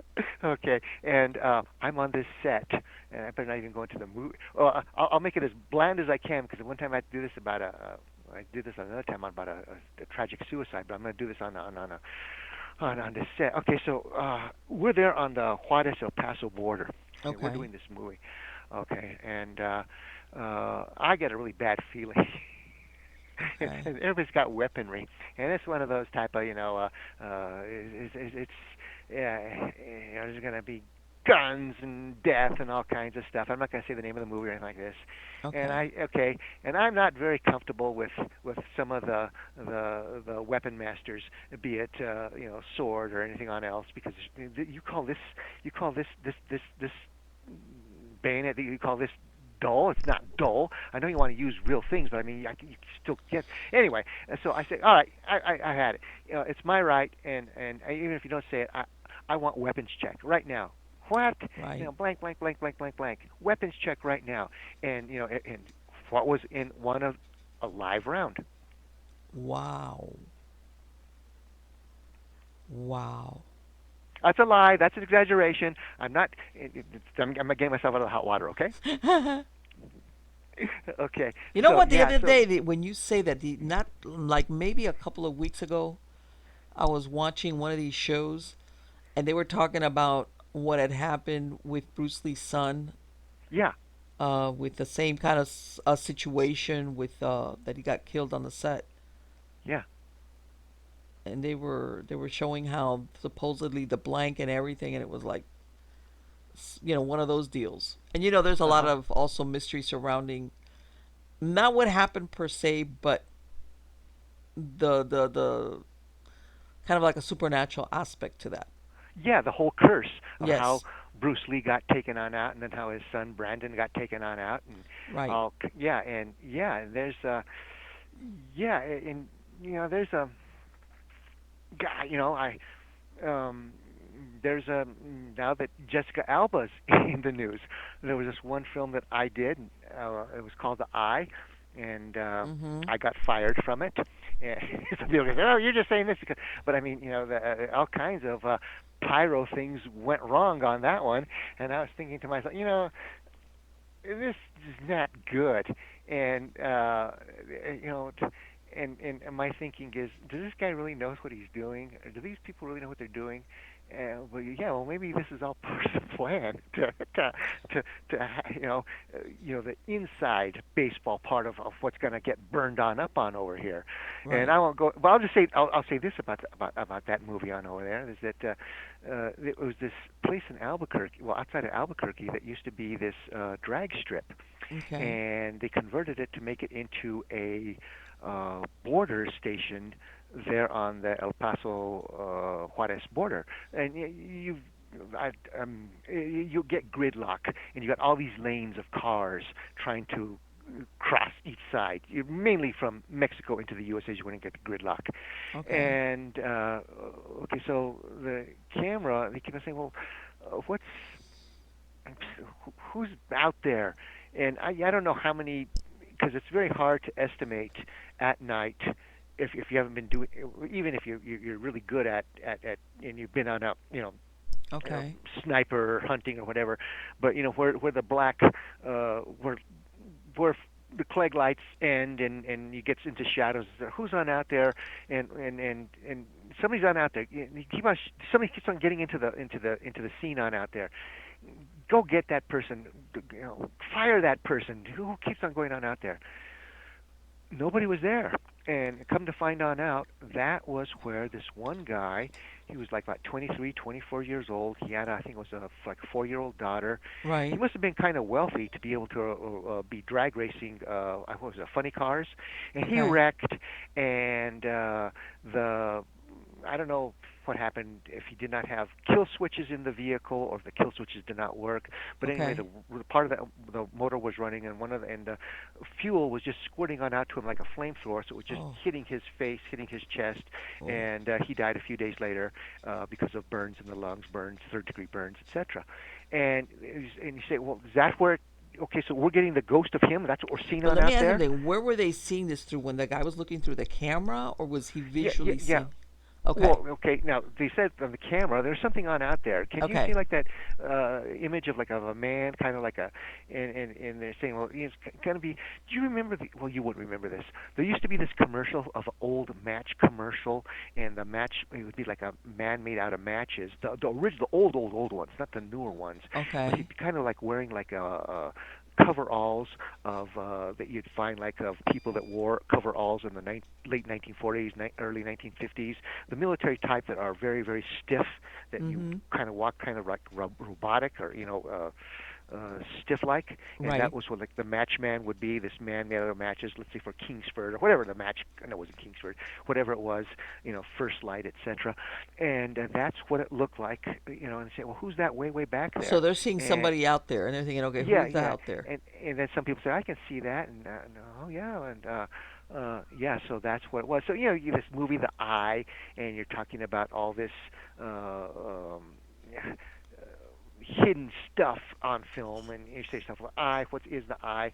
And it's going to be a remake of a Japanese movie of where this person gets an eye transplant and they're able to see evil.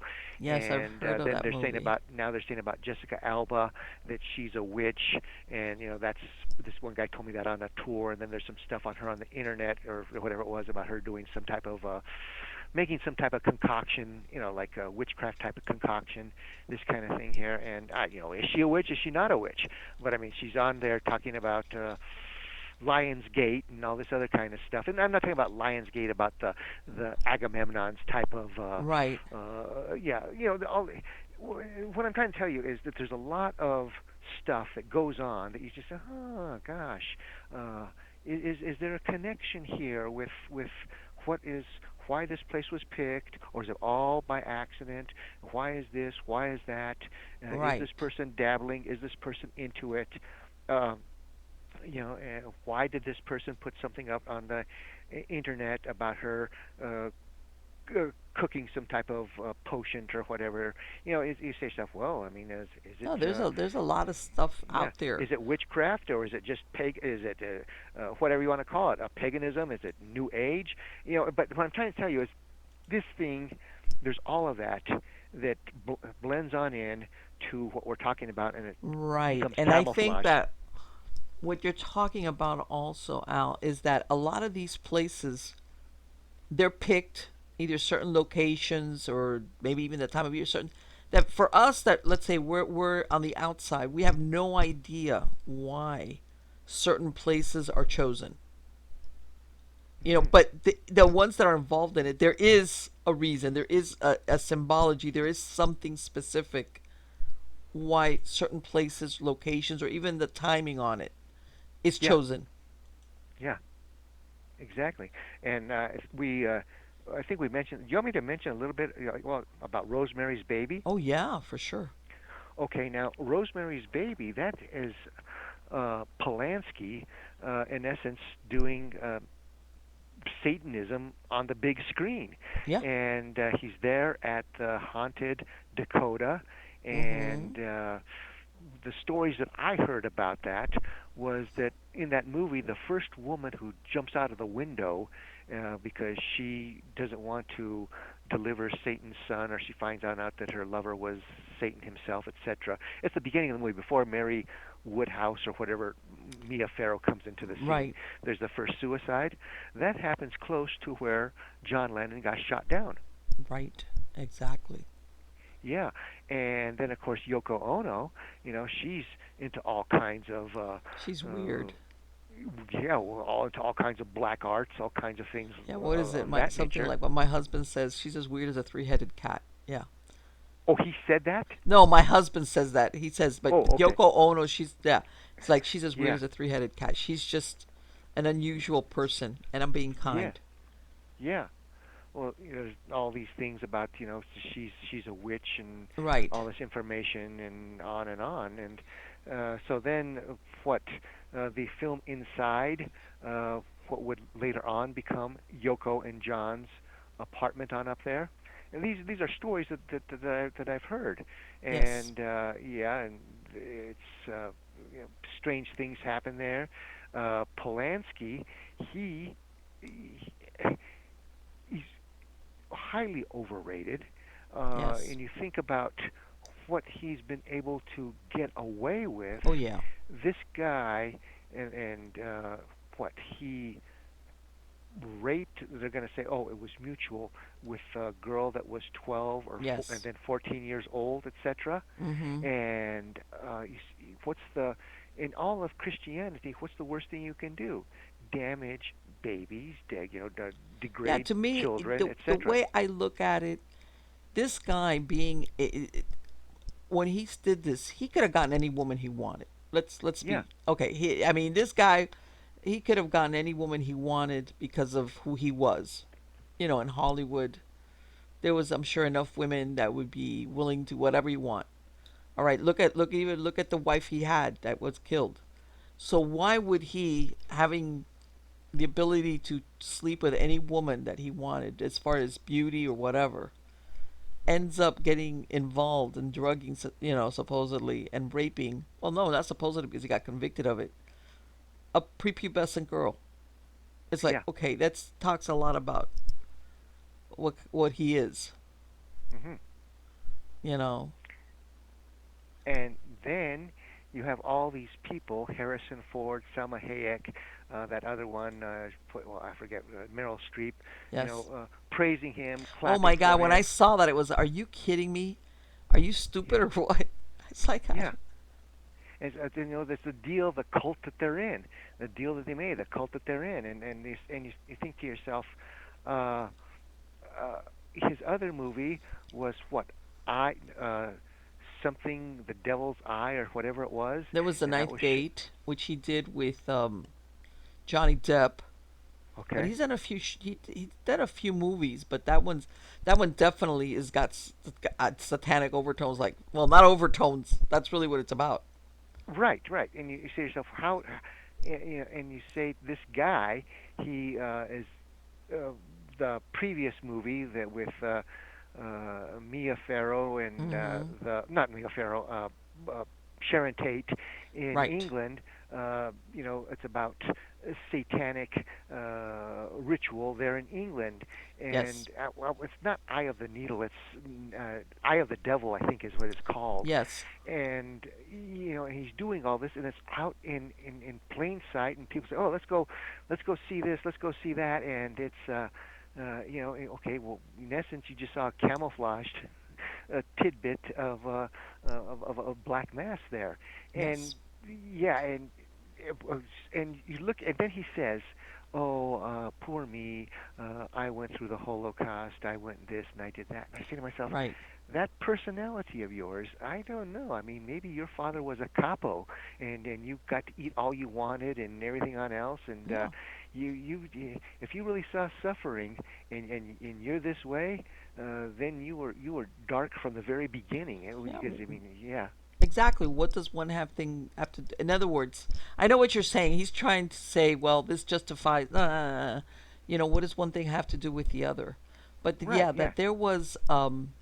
As a matter of fact, you know that around that time there was like Rosemary's Baby, and I think it was The Exorcist, and after that it was The Omen. All right, right, and there was a bunch of stuff that happened to on the set and to the actors that did The Omen. right, right, Yeah, that was another yeah. movie that was like had a bunch of really sinister stuff happen around it. Yeah, that when you do those, and you look at Linda Blair in The Exorcist, and Yes. poor thing. I mean, she never had a good enough foundation to handle it, and I guess her parents, bailed out on that, and they just wanted the money, and Oh, she got sure, into for something sure. that's, and Yeah. she was hooked on up with Rick James, who self-destructed, into Mhm. the abyss, brother. Yeah, Yeah. just Yep. Yep. yeah, and yeah, so there's a lot of things that are done that are just hidden. For example, um, you know, Brad, uh, um, Gene Roddenberry, not Yes. Bradbury. Bradbury's a good guy. With Star Trek, you start going into a lot of Star Trek, and that is a lot of humanism and how do you say, Yes. in essence, camouflaged devil worship. Even though there's some darn good stories in the first season and a half, and by Mhm. the last season and a half, it wasn't all that good. Right. But you look at the connections and how these people, who they were associated with, and what they did, and yeah, gosh, you know, Heaven's Gates got a link here to Santa Fe, and I won't go into that because I want to get back to to what we talked about, search and rescue. Mhm. But yeah, How did? Shatner, he was, he's going to deny it, but he was, what's the word, cahoots with the people of Heaven's Gate before they were Really? Heaven's Gate. Yeah, and Lahura, Nichelle Nichols, Yeah. she died in Albuquerque of what, some type of mental disorder, of from age, dementia, whatever it was. Okay. But her brother was one of the people that was suicided in Heaven's Gate. Are you really? I did Yeah, not know he was that. one of the ones that got castrated. Oh my God. You know what? I did not know that. I did not know that. But I remember when I read about that, I was like, how could anybody, it's as a man, what as a person, period, but as a man, I'm thinking, how could anybody convince you to do this? Hmm. It's just like I don't get it. And I know that cults are very powerful, and that there's even people that specialize in extractions out of cults because they're that powerful. Um, but it's to at some point that there's no, how's that, this willingness. And I did read, there was this one lady back in the 70s. She was a psychiatrist, but would do a lot of profiling for the cults, like how did these people get involved in the cults. And she was saying that sometimes these personalities, they want to give over to somebody else the responsibility for all major life decisions, like who should I marry, where should I live, what should I do, all of this. There's something in them that they don't want to take that responsibility, let's say as an adult, to make these decisions, so they just let go, give control to this other person who's going to make all these major life decisions for them. Supposedly they always get the short end of the stick. Hmm. That's like no matter what. It's just that in some cases the stick is shorter than you expect, as in castration and ultimately suicide. But yeah. Right. Yeah, gosh, that's again demonology, and it's Mhm. also black ops of how far can we get these people to go, and how far can we get them to do something that is just beyond belief. You know what? Because of I'm still this thing about Nichelle Nichols. That was her name. That her brother was one of the castrated guys. And wow, I'm still like, what? yeah. Oh, you see, they were here in Santa Fe, and that can be another show. And Okay. Alan's adventures with the Colts. Hey, I wasn't a member, but I mean I meet some really strange people, and yeah, yeah, but and I yeah. mean, it's like, but anyway, keep going. This is so interesting. Okay, well, yeah. So it was what 39 people ended on up uh, suiciding in that mansion outside of San Diego, Mhm. and what 32 of uh, 32 men, the rest were women, and what 29 of the 32 had been castrated. And this is Applewhite, the guy who uh, ran the cult. Now he had been in the military. Talking here about the Heaven's Gate, how you were talking about this guy, which by the way, this guy Applewhite or White or whatever his name was. If you looked at him, he could look like a monk, with that little hair, Yeah, yeah. and this very soft, and it was like, okay, just put like monk's robe on him, and there he goes. Oh, Yeah. yeah, but he wasn't a dummy. He could Oh. speak. He had great oratory skills. Mm-hmm. And anyway, so he was gosh, stationed at White Sands, I think it was. That's that missile base, top secret areas, etc. Right. We can say that's on all types of things here.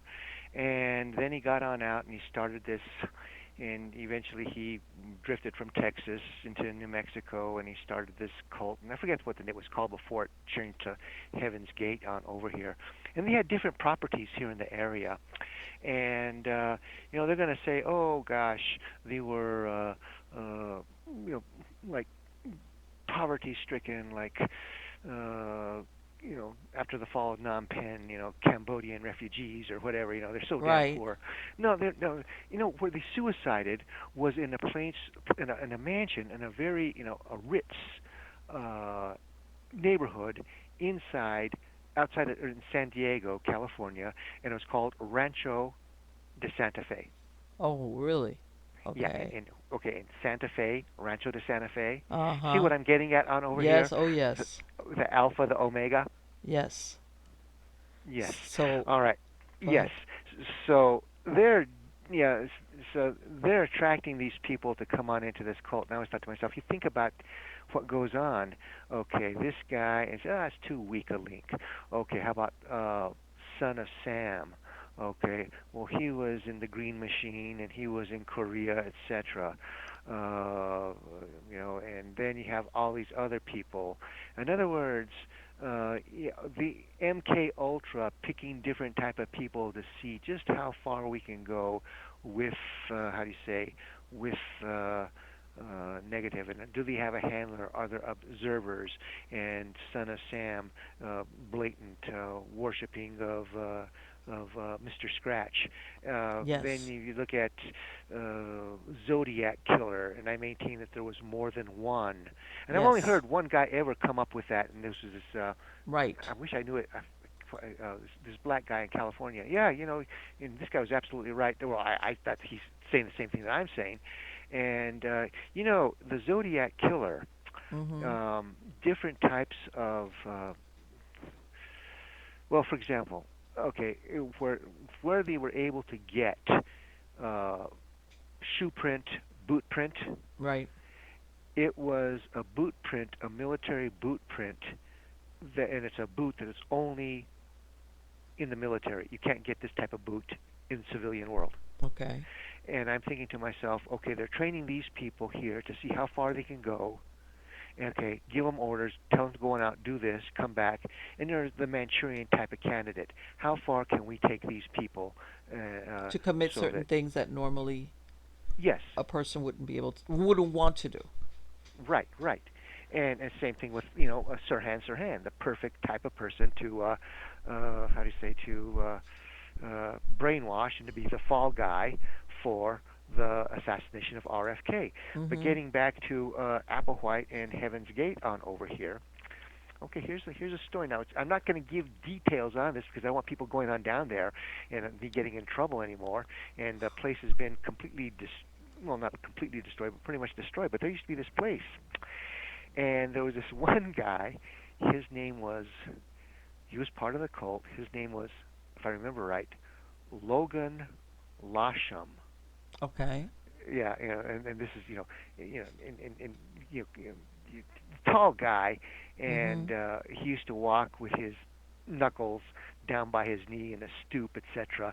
You make jokes. Well, this guy, 6'5", the knuckle dragger, Logan's Run, this kind of thing here. Right. Right. Anyway, Right. he was getting mail at this place south of Santa Fe. There's this area there, and I'm going to be very vague about it. Mhm. And because if I get too specific on this, then everybody goes on or they want to destroy it and say, "Oh, I want to find what's left of it," and this kind of Right. thing here. Now I know. Okay, so there was this place that could be rented on out, a Okay. building. I said, let's say it's a building on over there, and people that come into Santa Fe used to rent that place on out. And here's the story about that. Now, this the the the cult used to, the story is the cult used to use that building, okay, and they used to get mail there, so I think yeah, that has to be there. Okay. And people that used to rent it, or I'll give you one exact uh, story, is this family from California. Here's the story. They rented it on out there. They got so damn freaked on out that night. Everybody had basically the same nightmare. And in other words, you talked about that vague monk-like face. That's the Right. best way of putting it. All these people with kind of lost faces came into that structure, Okay. and they started losing limbs left and right, and blood was all over, and the family just freaked on out. Wow, that was really one wild dream. That was a nightmare that I just had. It was the same one that, oh no, and you had the same dream too. And they was just freaking on out. This is a terrible place. We got to get on out of here. Okay, now here's what I'm talking about. Is this the place where they did the castration? Oh, because let me ask you, the cult had been there before. Right. So when these people come in there and they're having not only like a really bad nightmare, but they're all having the same nightmare. Yes. Oh, I there's a very a very good possibility because that was embedded in the fabric of that place. Right. And of course, they're going to say all kinds of stuff about, oh, no, no, no, they had the castrations in Timbuktu. Oh, they had the castrations in Mexico. Well, then how about this place on over here? It's just like, for example, there's, so much lies on out there when they try, Right. when, with the Trump assassination. How come they never got, the guy was on up there for how many minutes? Oh no, that And that that that that in and of itself, I'm hoping that eventually they're gonna come clean about everything, because there's yeah, yeah, there's a lot and of questions, more questions than answers. In other words. yeah, and it's like with Captain Kirk, William Shatner. Mm-hmm. Oh, I was never involved with it. Yes, you were, and you. This is when and uh, back, and you say, oh, no, no, I didn't say that or this. Yes, you did. Well, anyway, the point being about that is this place, Santa Fe, as I say, attracts the very best and the very worst. Old Route 66, the Mother Road, used Right. to pass through Santa Fe, and now it's on the well. There's no longer Route 66. Now it's I-25, and it's outside of Santa Fe.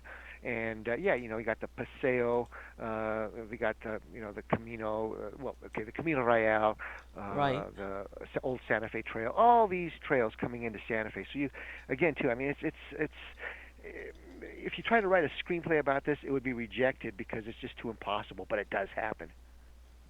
Yes. Yes. Let me tell you something. You know that William Shatner, before he signed on and with Star Trek, with the original episodes, you know that he did a movie about Satanism, and Right. the name of it escapes I me want to right. say Lilith or something like that. No, it was something where they even, of all things, this was, this is the 60s, where they did the lines, and that language called Esperanto was like a made up language. Yeah. It's like Yeah. Uh, Esperanto. It's like it's a like a constructed language, one of those deals. yeah. I thought it was Esperanto, but okay, go ahead. Right. So the whole movie is about Satanism and how he's there, and he goes to this little town, and what's really funny is that the soon after that was when he got his break into the Star Trek series. Uh huh. And the whole movie is about basically two witches, and he supposedly is they're trying to corrupt him, in other words, to claim his soul. He goes to this little town. In the end, he doesn't one of those deals, but it's a weird movie. And Yeah. now supposedly they could not find any trace of the movie ever, no copies of it. And I think they finally found one in Paris, and I think there's only one out there. Oh my god, I wish I could remember what the name of it was. But a very unusual. But him, yeah, he himself has done some weird stuff, dabbled in, of all things, and then from there he jumps off and he's, becomes Captain Kirk. Yes. And then after that, he people are gonna say, oh, he was that was it called Incubus? Incubus, that's it, Incubus. Wow. Okay. Yes. Yeah. And you know what an incubus is for those people? Explain what an incubus is for those people who are listening who don't know what an incubus is. Well, it's a sexual, it's a sexual demon, Right, right, right. and there's a succubus And and there's an incubus. Yeah. yeah, a succubus is going to be the female. The incubus is Mm-hmm. going to be the Yes. yeah, and yeah, and then after that, he's going to say, "Oh, this happened, that happened, and my life was in shambles after Star Trek ended." Well, okay, well then he got all this other stuff going, and he made a zillions. And remember, he was the actor in that movie that had great, how do you say, makeup effects, The Devil's Rain, Yes, he was. You know and that a lot he of things happened to people in that movie, that Incubus movie. Not him, but no, I didn't other know that. other actors also. Stuff happened to them. Okay.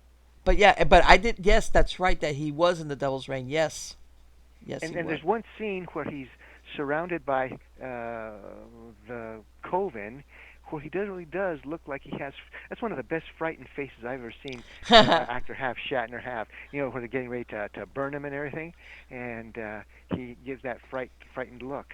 And yeah, and gosh, and then Shatner used to say this. And of course, I say he'll deny it, but this is back like in, I don't know what. Let's just say 1970. He's riding his motorcycle there. Did we ever talk about this one on another show? No. Mm-mm. Okay. You want me to go with Yeah, the yeah, yeah, story? yes. Okay. I don't think Yeah. we're going to get to the triangle at all tonight. No, Okay. don't But worry. anyway, We're so taking the scenic route. Go ahead. okay. Yeah, well, he was riding his motorcycle, and supposedly he ended on up being kidnapped or abducted by aliens, and they told him that when they come back, he's going to be one of the kings, one of the you know princes of Earth, because he's so evolved, etc. And Wow. that's yeah. And then he was released back onto planet Earth on his motorcycle out in the middle of the desert. And he's gotten away from that. He doesn't say that anymore, but he and uh, that's um, that was him. And then with that, he started okay, kind of like what um, Heaven's Gate was talking about, Mm-hmm. and about okay that they're going to be the ones that are going to rule after the great. Well, they didn't call it the Great Reset then, but you Mm-hmm. follow what I'm saying on over here. And then now he's what 90 some years old, Yeah. and he's oh this terrible thing's coming to Earth because of what. And it's amazing. I was thinking to myself the other night. Now that we talk about this, I guess it was meant to be. Uh, Shatner. Okay, he's just got one gear. That's it, and he can play the Captain Kirk. That's it. Yeah. What do you mean, Spock? What do you mean, Bones? Yeah, and that's it. Yeah. Other than that, he's not a good actor. And then that, Yeah. I think, didn't they contact you, that company that wanted to fly you on out to Toronto or to Buffalo, Yes. and tell me that one here, because I'll tell you about, because that was the one that Shatner was doing. I said I'm not gonna if I don't get enough money for this, I'm not gonna make Shatner look good with, because he's being the face. He doesn't know what he's talking about, and he's just gonna be there Well, and no, and it's true. Well, if you look at his, what was it that he did? T.J. Hooker and what was the other one? No, that was about it as far as series are concerned. But it's like you said, it's the part or the character. How's that? Very similar, as far as I know exactly what you mean. right. Even though I want to say, that Captain Kirk thing. Well, even now, I want to say he still goes out to all these conventions just to people pay a lot of money just to take a picture and get it signed by him. But Right, yeah, and he's one of those the ego type of person oh there, yeah, oh and yeah. I'm thinking to myself, the guy, those Star Trek movies that he's done, they just go from bad to worse. I stopped, when I had hopes when the first couple of them came on out that it was going to get better, but they didn't, and Well, people I think then. went to see those movies also out of the nostalgia of of Well, the no, original. okay, well, gosh, there was nostalgia, but also there was some really good writing. I did another. This is years ago, and I did a show. I guess what Midnight in the Desert or whatever it was. Mm-hmm. Yeah, and I don't have. It's in a footlocker or whatever, notes, journal, diary, whatever you want to call it. And Okay. I can remember like, and I was surprised. I think it was like 1967, and March or April. I mean, it could have been February, but anyway, there was this one show that came on of Star Trek, and it was called City on the Edge of Forever, and it was done by Ellison. I forgot what Ellison's first Harlan name is. Ellison. Yeah, Harlan Ellison, Mm-hmm. and the crew beams on down to this planet that has like all these like ancient Roman Greek ruins of pillars, and Right. there's going to be this donut, like looks like a Winchell's Donut type of thing. Okay. That was a franchise on the West Coast, and inside where the donut hole is, you pass through it, and you're going to be able to go back into time, etc. Okay. And that was really a good writing, even though Kirk Shatner and Gene Roddenberry destroyed Ellison's work, there's still so much good from Ellison's creativity that it still stands there. So nostalgia, but there was, you're always hoping that you're going to see something of what it once was with some of Gene L. Coon's writing, etc. Mm-hmm. And like with Twilight Zone, it's very rare that you're going to get something bad from Rod Serling, and with you know. Right. Outer Limits, it's a roll of the dice. This is the 1960s, late 1950s type of TV. Anyway, so yeah, but anyway, so Shatner, he, I don't know how we got into this one here, but I was going to say something about Shatner. Oh yeah, that show. I was kind of curious. So they contacted you, and Mm-hmm. what was their pitch to you about what kind of information did they want for a Shatner show? Well, no, it wasn't the Shatner show. It was one of, because you know that a lot of these paranormal shows, they're basically done. They're Canadian companies, Uh huh. and then eventually they come down. They make it into the United States, but originally they're produced by Canadian companies and they're released in Canada and things like that.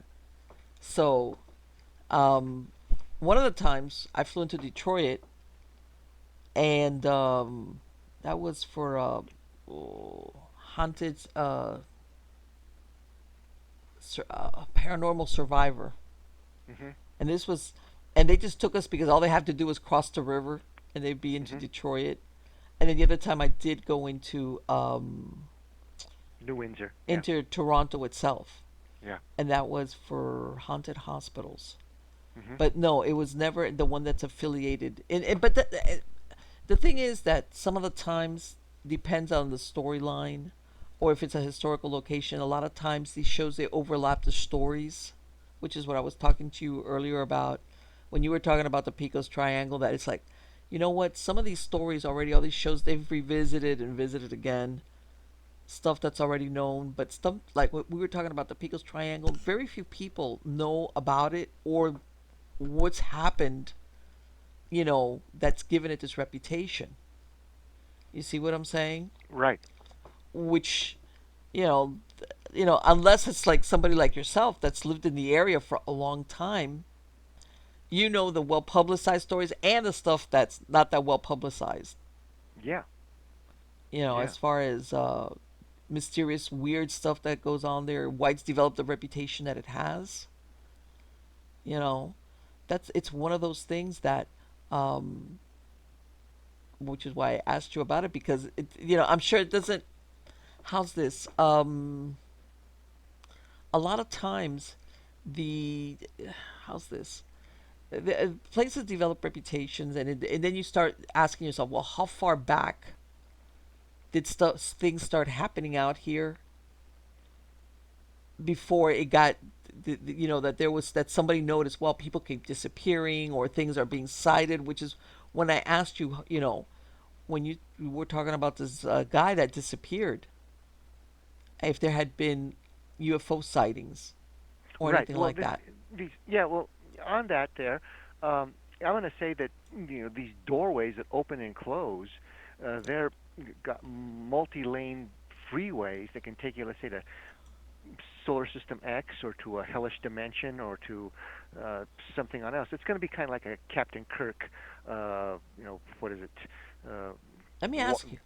yeah. I've heard that a lot of those people have seen a lot of weird stuff when they've been driving out there in the desert, especially at night. Right. Like a lot of weird stuff. Uh huh. Yeah. Like even I've even heard of people encountering even at rest stops, or those like they've come across like really weird encounters. That it's like, okay, remind me never to make never to stop somewhere. Like one of those deals. And I was wondering if you had ever heard any stories about any sightings or anything out there as far as Okay, along yeah. these highways. Well, okay. Well, here's one, and well, let me say something before that, just in case Mm-hmm. production companies. Okay, production companies who want to do something here, I got all kinds of stories that have never been heard before. But if you Yes. want to do a deal, I'm worth a king's ransom, and that's all there is to it. But you'll get a story for the ages, and I'll go tell you where to go and what places, etc. This one company, I said, well, where we're going, and I said this just to test them. I mean, you're going to have a armed guard with us. What? What? Armed guard? I said, well, I'm bringing my Kalashnikov. What? What? Well, oh, I'm going to make some noise, bang, bang, bang, bang, bang, before I go zap. What? What? I really freaked them on out. Oh But no, my you got. God. Yeah, These people must have been like, wait a minute, hold on, wait, wait, wait. yeah. You're stranger than we thought, there, Yeah. Alan. Okay. All right. Yes. Well. Okay. Well, here's something here. Okay. Too, and again too, about coincidence and not coincidence. There used to be this road, Mhm. and it was called the Devil's Highway. And what was its number? You guessed it, 666. 666. And it used to start north of Gallup, New Mexico, Mhm. and go on up there, and used to end up there in Utah. And all kinds of bad car accidents used to happen on up there. And people say, well, it's because of the road and everything, and weather, and because of drunks. All right, but does that? Why is all this happening here? Well, okay, if you go into the Navajos there, and they're going to be talking about skinwalkers, and some people say they saw a skinwalker on the side of the road, etc. These are going to be transformers, etc. Right. And I, well, when the Navajos were the, I'm going to say of all the USA Indians, Mhm. they were the most capitalistic of them all. And now again too, there am, if because I've been on the show a number of times. Have I done Yes. this story before with you? No, no, no, no, no. You haven't. Okay, could you stop me? Because I mean, No, no, I'll you do have the not. story. You have not. Okay. Well, anyway, they were they were the mighty Navajo, and they enslaved other tribes or got tribute from them. And of Mhm. course, modern historians say, "Oh no, everything was a wonderful hippie commune, and everybody's smoking the sweet grass or the reefers." And yeah, no, it's worse than what was going on in the Middle Ages, tribe against tribe, and medicine men and prophets said, "No, the Great Spirit's going to be angry, and it's going to be all over for us if we don't stop just warring on each other and having five wives and hunting and warring on each other, etc."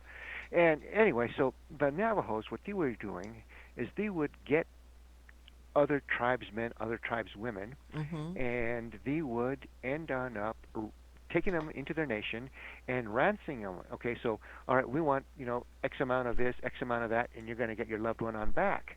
Okay. So they ended on up doing that very, very well. And I got a connection with the Navajos, with my Indian side of the family, of them being enslaved.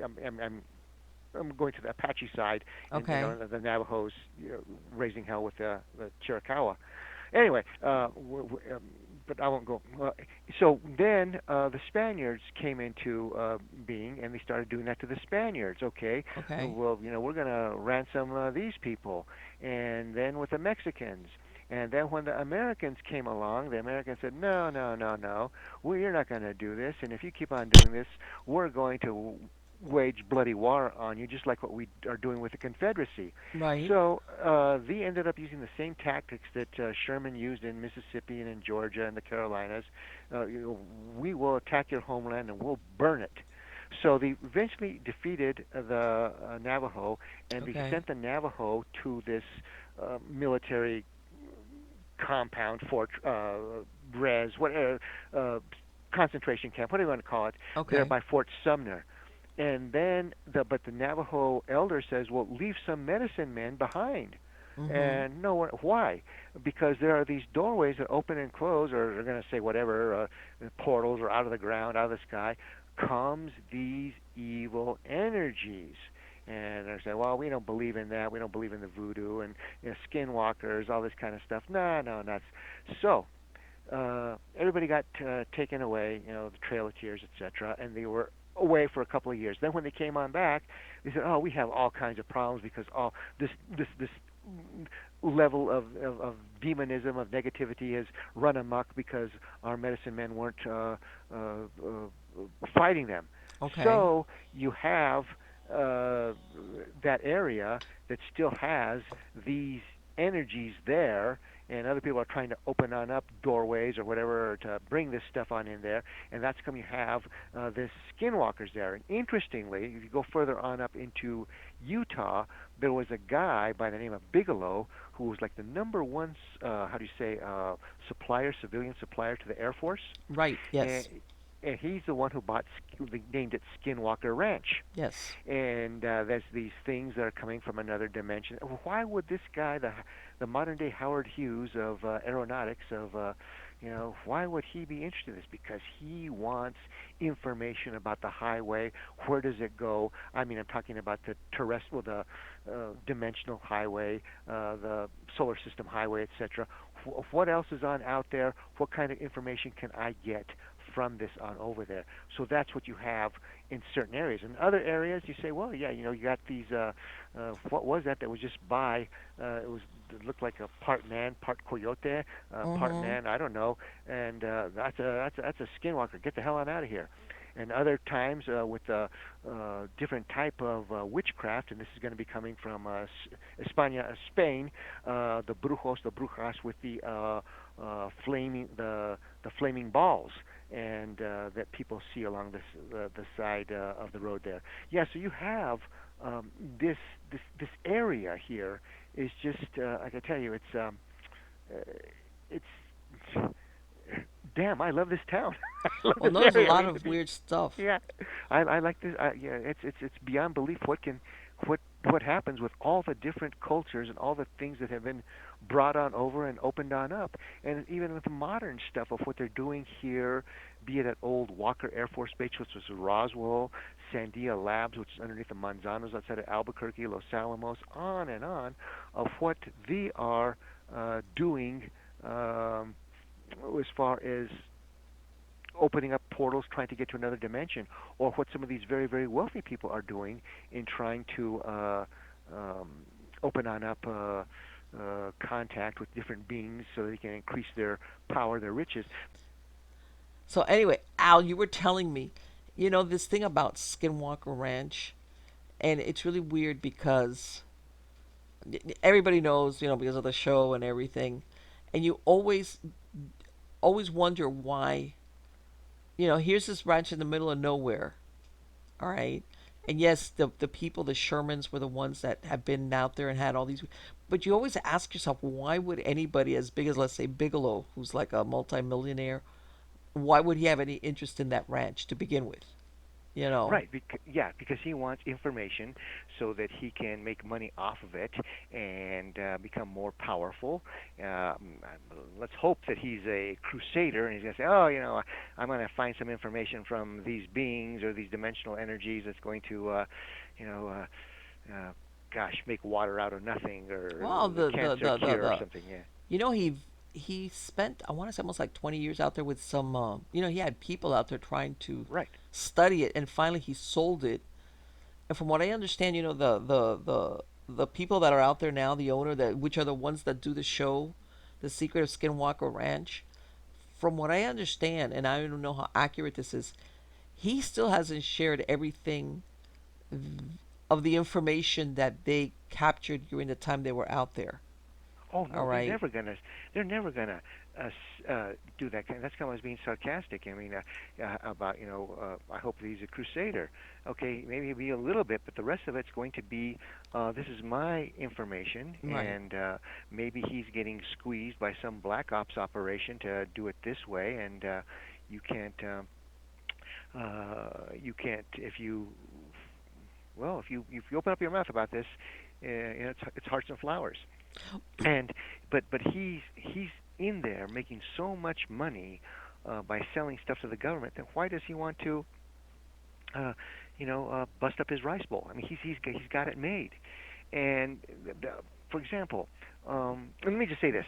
Okay, I'm going to be doing a bunch of podcasts in the future, Mm-hmm. and I've this is a primitive one here, but you're going to be able to find some information, if I got it right, about this one area. And the podcast is off of Substack, and there's only like 3 freebies on it, and it's going to be called Ghost, True Crime, Paranormal, Al Pacheco Show. The Al Pacheco Show. Ghost, True Crime, Paranormal, the Al Pacheco Show. And there's this. I was going to go into this one talk about this one area. Why do these people do that? There was Right. this one area east of Santa Fe, and this is where this legendary witch was burned to death. There's different stories about, and I say that I found the ruins of where this witch was burned, Right. and this goes back, gosh, decades, decades, decades ago. And then I went back there a few years ago, Mhm. and that whole area has been well, it's not the same. There's roads back there. Hills have been chopped. Uh, Gullies, arroyos have been filled on in. It's nothing like what it was. You have these mansions of the upper crust there, and you Right. say to yourself, why would this place be so sought after Okay. by the wealthy? And there was this one place, and if anybody knows about this, anybody has any photos about this, let Mm. me know. There was this area that used to have a seasonal pond, and there was this trail that went back out into the wilds. And before you got to the seasonal pond, there was this stripped on down like 1920s truck that was rusting, and Okay. then maybe another 1940s six maybe vehicle that, again, too, rusting away, just with the frame, etc., on and on. And this is, as I said, and I described this it's kind of like that Planet of the Apes, where when the astronauts see those scarecrow gorillas, Right. stay back. And that's what I was looking for, this for this witch's house. And there's, I've heard different locations what it was, and this is a zillion years ago. Well, anyway, I guess the last time that I was on up there was after I found it, and there's some really strange things about it. Was like 1976, 19 at the latest it could be 1977, and the thing about that was I went back a couple of years ago. Let's say who we are, 2025, 2023. I went back there and I discovered that everything is so bad. And I'd heard some stories about Mhm. suicides. I had some people on my tours that had lived in those mansions on up. They said, "What's going on up over there?" That's Okay. one of those in that area. One of those doorways that opens and closes, where you have this negative energy coming on out. Okay. And yeah, go ahead. But Go let ahead. me ask you something. As far as what it is, the middle of nowhere for many years, is what you're saying, right? Yeah. Let me ask you something. Prior to them building out all these mansions, if you went out there, was there still like something negative as far as the land was concerned that you felt, or was Oh it yeah, you went on out there, and okay, I became a, a motorcyclist, and I was going, and I'm not talking about Harley Davidson. I'm talking about a dirt bike. I'm not talking about an enduro. I'm talking about a trials bike. mm-hmm. These are if you're good on a trials bike, and I was good, you can climb up. Well, this is an exaggeration. You can climb a wall, but I mean, you can Bultaco Sherpa T, whatever. I mean, nothing. You can go through anything. It's that type of bike. Okay. And I'm going back into these areas. I'm trying to find these old Wild West trails, and I'm able to find one on this that I'd missed before that went up into these areas. And I hit pay dirt. I hit this ruin up there, and I thought to myself, why would anybody build these these mansions out beyond Santa Fe in the middle of nowhere? Mm-hmm. Why is it? And then later on, many decades later, when I'm doing tours, I get some people. Oh yeah, we got a place on out there, and let's just say they only come there for a couple of months or whatever it is, and they got other places, let's just say Monte Carlo or wherever, Right. and what can you make of this? And they don't like the answer, and they'll go and I'll tell them, this is what was on out there, and this is what I found. But what Now, happened? Were they where? having unusual Yes, experiences? Oh, yes, okay. yeah, yeah. I guess I'm not being that clear, and I tried to find those two cars out in the middle of nowhere. And Uh huh. to get them on out there, I don't know why they would take those cars on out there. And I thought, and I've changed my mind. I thought, well, are they going to strip them on out there and sell them at the black market in El Paso back in 1925 or 1946. But again, too, that you No. had to have a four-wheel drive vehicle to go on out there. And then later on, when I had a Jeep, I you say, well, even on a motorcycle going on up there, you got to be really careful that you're not going to bust an axle, you're not going to And you're in the middle of bust a nowhere. tire. Yeah. So why would those be out there? By is it some type of ceremony? Mm-hmm. Was something done on out there? And then later on, and then now that you got those mansions on out there, and again, these are the ones with the security, physical and electronic security. That's where Right. you have some really strange goings on, and they'll ask me, and that's where you have some really strange in other words, uh, well, was it a murder? Was it a death? That kind of thing here, Yeah, I right see in what you. that area. And of Right. course, I'm not going to describe where that area is because the witch's house is no more. And I thought to myself, well, what did they do with it? And I said, this is where it had to have been. Now, I didn't take any photos back in those days. Now, I'm a lot smarter now that I'm older, Mm-hmm. and I take as many photos as I can. But I never thought that that area was going to be developed, and it got developed. And then, as far as creepiness on out there, yeah, I had some. I tell you, one time I was on out there, and this like this is worse than the Blair Witch movie. I thought was really a bad movie. I mean, it had potential, but it didn't work.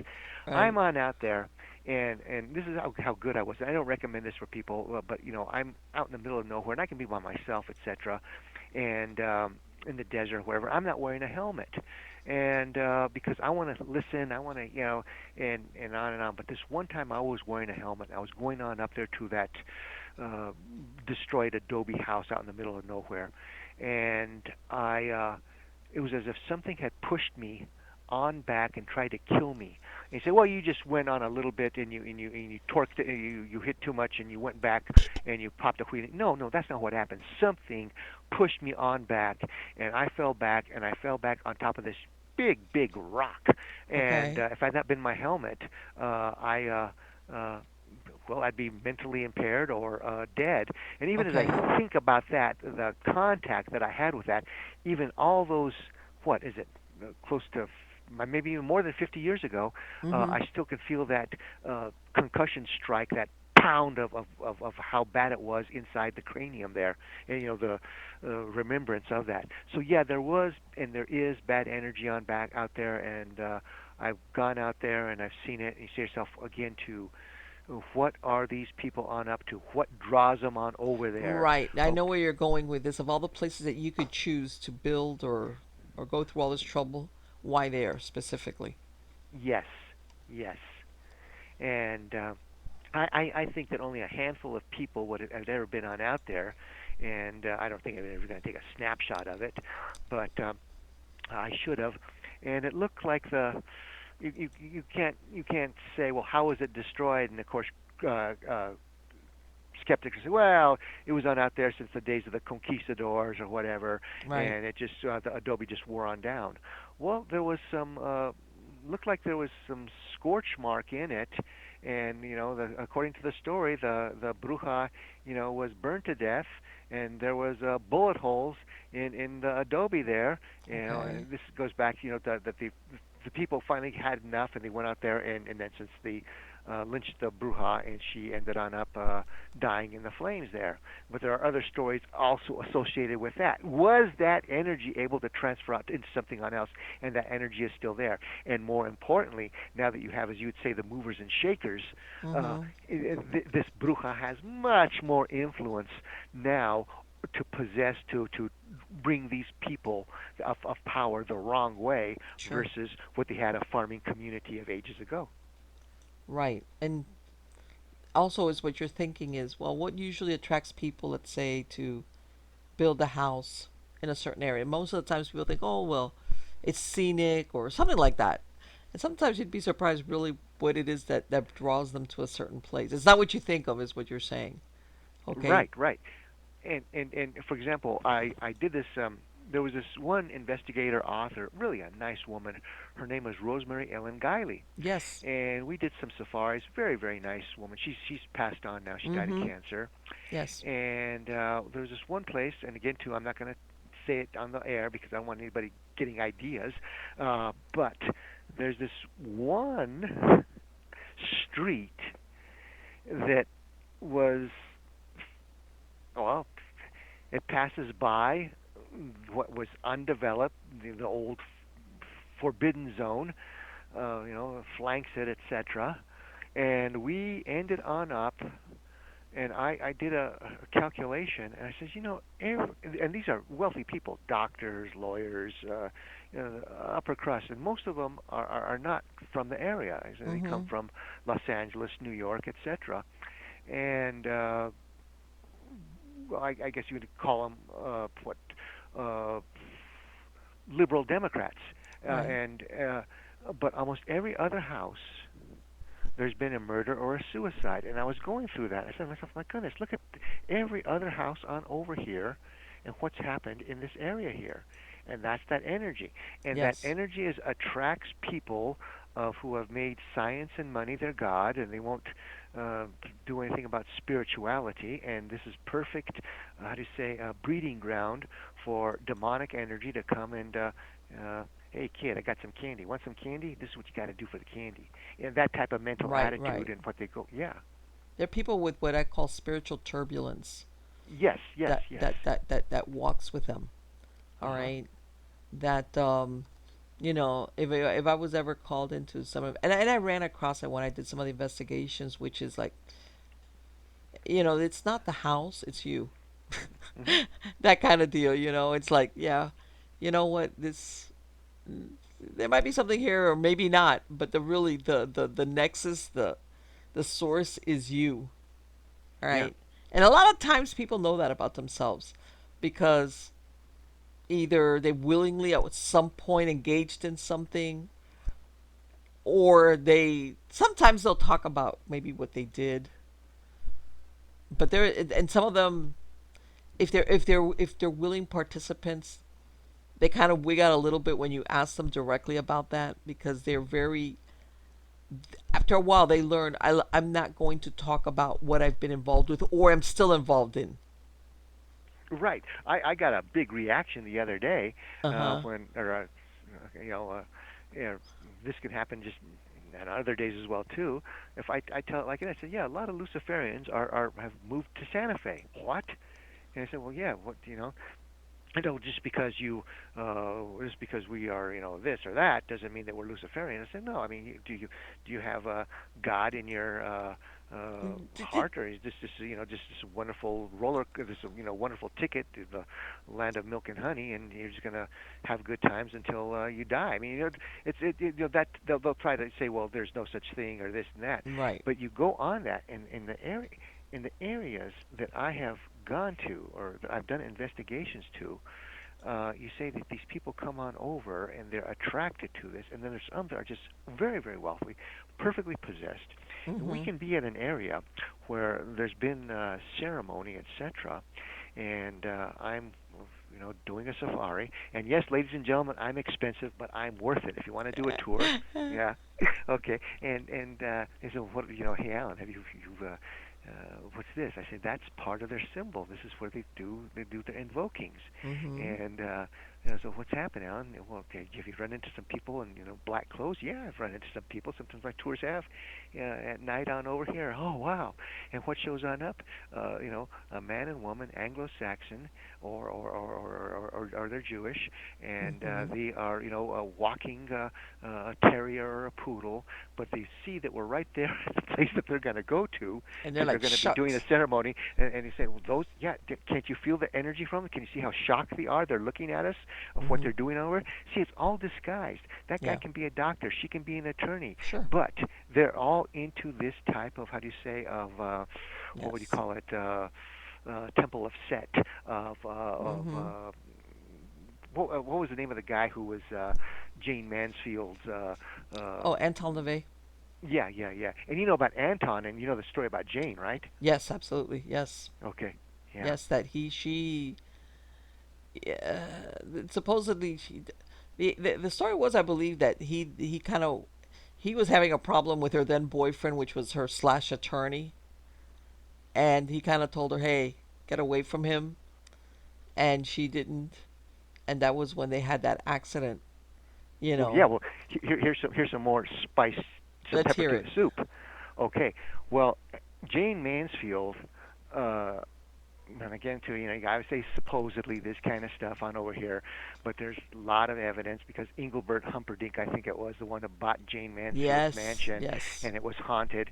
And she was intelligent, but she was craved stardom, etc. So she was gonna do well, anything to get ahead. So she got involved with this one guy who was a warlock, Satanist, Hmm. priest, Anton LaVey, Yes. and then she started breaking away from him, etc. And they got the lawyer, etc. When they got angry at everybody and etc. So this guy Anton LaVey was really, really angry at her, and he was thinking, not the nicest of thoughts and all kinds of anger and fury. And he had some scissors, and he was going through a newspaper, and he was going to be cutting on out some titles and this, so he could do a collage of letters and stuff like this. And he snips, and then he looks on the other side of the page, and what happens? There's a picture of Jane Mansfield, and he had cut her throat and decapitated the picture of Jane Mansfield on the other side of the newspaper. Wow. And then that night or the next night, she gets in a car accident and she is decapitated in New Orleans. Wow. And I had heard that, that because of that accident, that's when the 18 wheelers started to do what they call Jane's bar, which is put that bar in the back of the so that the a vehicle cannot slip under the 18 wheeler because of Right, that accident with her. Jane's Which bar. basically shaved off the top of the car. Right, yeah. And people say, well, no, that's not Jane's head. That's just her wig. Oh yeah, well, I mean, do No, wigs? Yeah, they yeah, yeah. And yeah, so that was yeah. And again, too, gosh, Sharon Tate. She's not Lily White innocent. She was involved up to her yeah, neck in all kinds of satanic activity, along with Polanski. yeah. And that's one of those things that because it's really funny because if you look at the theme of Rosemary's Baby, the idea of the theme is her husband offers her in trade for his fame as a writer. Hmm. You know that. And then you look at what happened with the Tate murder, the Polanski, and it makes you wonder how coincidental you direct a movie about a guy who offers his wife as an offering for fame. In this case, he doesn't kill her, but he offers her as to be the mother of the devil's child, and then your pregnant wife gets killed in a Right. very horrific way. Hmm. Okay, that's like, okay, coincidence? What do you think? Well, and there's more to it as well too, because not only do you have the uh, demonology involved in it, you Mm-hmm. also have drugs involved in it, Oh, drug yeah. deal with Wojtek or whatever his name was. You also have all kinds of CIA connections with From what I what's going understand, they always want to like this thing of the whole Manson. They were saying that there was a lot of drugs going around in that area, right. and that Well, yeah. Well, Polanski's friend, Wojtek, whatever his name was, mm-hmm. I think that's what his name was, Wojtek. He was the candy man to the stars, Right, right, right, and right. Yeah. yeah, and he was, yeah, and then you look at the next night, the murders of Roseberry and Mm-hmm. Lobianca and the The other yeah, the Folger. well, Folger was involved. She was the one that was there, but her family is involved into all kinds of the Folger house there in San Francisco. All this other types of stuff that leads back to again to MK Ultra.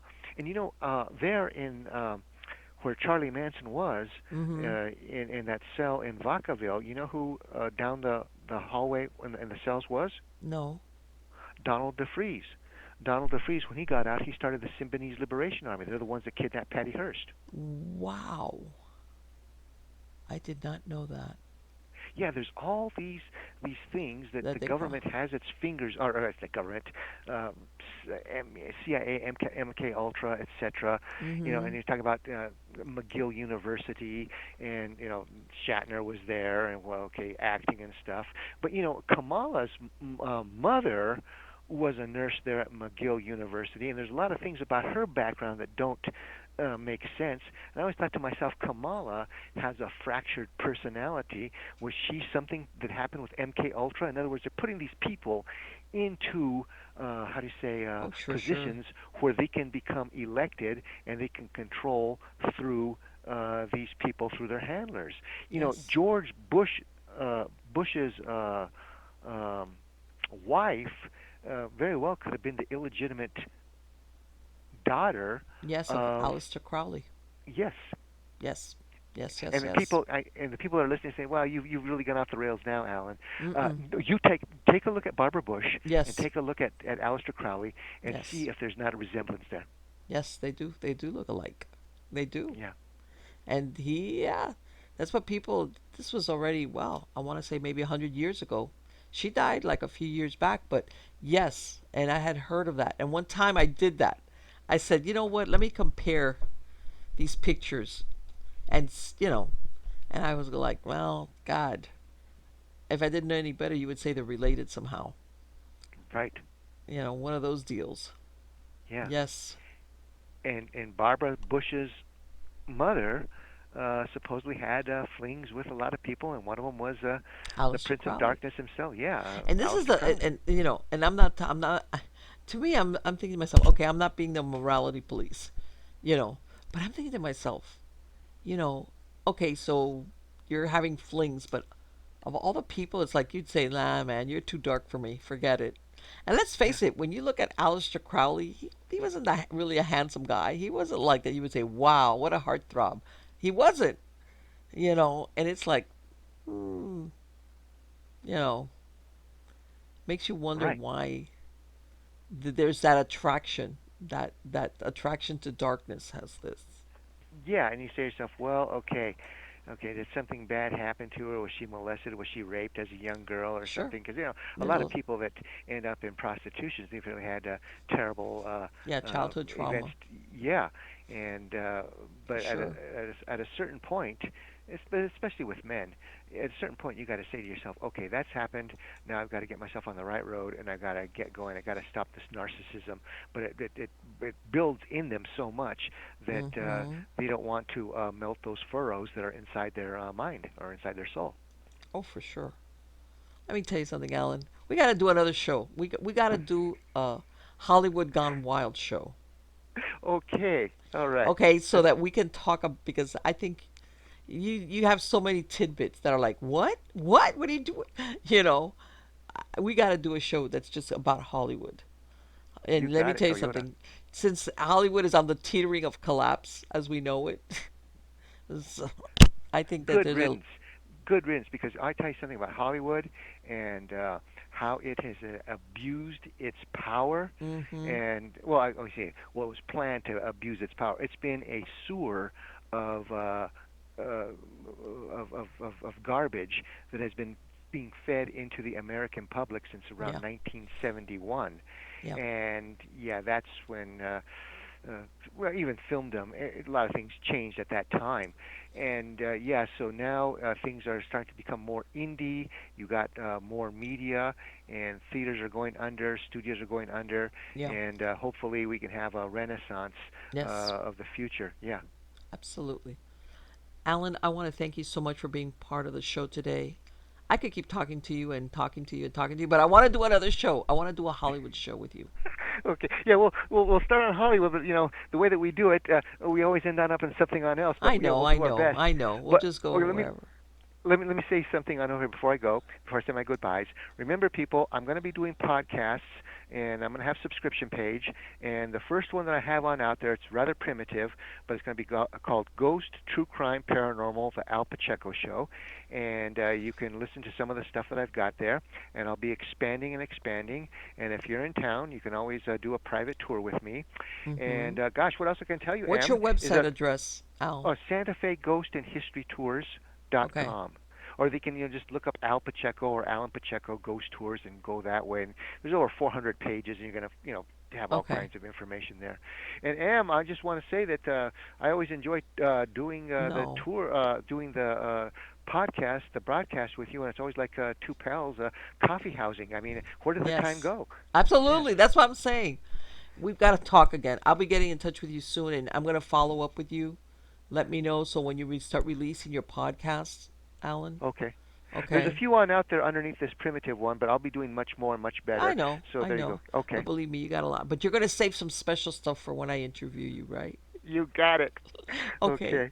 Take All right. Take care. care, my dear. Bye Bye bye. bye. Okay, here we go. I know this has been a long show, but I can't help myself. I love talking to Alan because he's so interesting. I can't help it. And he knows so much about everything. And and he's always got, he'll be telling you this story, and you're like, and then all of a sudden he goes, and by the way, did you know this? And you're like, what? I didn't know that. That's what I love about talking to him. That he's got all these tidbits and scoops and insight about stuff that you think I've heard that story, and it's like, no, no, that's not exactly the right thing. And so I hope you like this show with Allan Pacheco. Like I said, I'm gonna have a link to his website, and I'm sure that once he gets the podcast going, he'll probably have a link to a podcast website. Let me tell you something. He's been doing those tours for a long time, and he's like the best. And like I said, I've gone throughout. Whenever I've gone traveling, I usually like to do these historical slash paranormal tours. And what makes or breaks it is how knowledgeable is your tour guide. You know, as in somebody like him that's lived in the area for a really long time and knows everything, knows the real stuff, not the stuff that's in the pamphlets or the history books or the whatever. Knows the real story. That's what makes or breaks it. And you could tell he knows everything. Everything, everybody, all the dirt, the gossip, the ghost stories, you name it, about the Santa Fe area and everything surrounding it. And yep. So look him up, and I will be seeing you guys soon. Have a lot of interesting guests lined up for not for 2025, and pretty soon, at the rate I'm going, I will be taking in for season 18 of Stories of the Supernatural. All right, that's where I'm headed at the rate we're going. So thank you again for being part of my audience. You are all wonderful. Till next time, take care.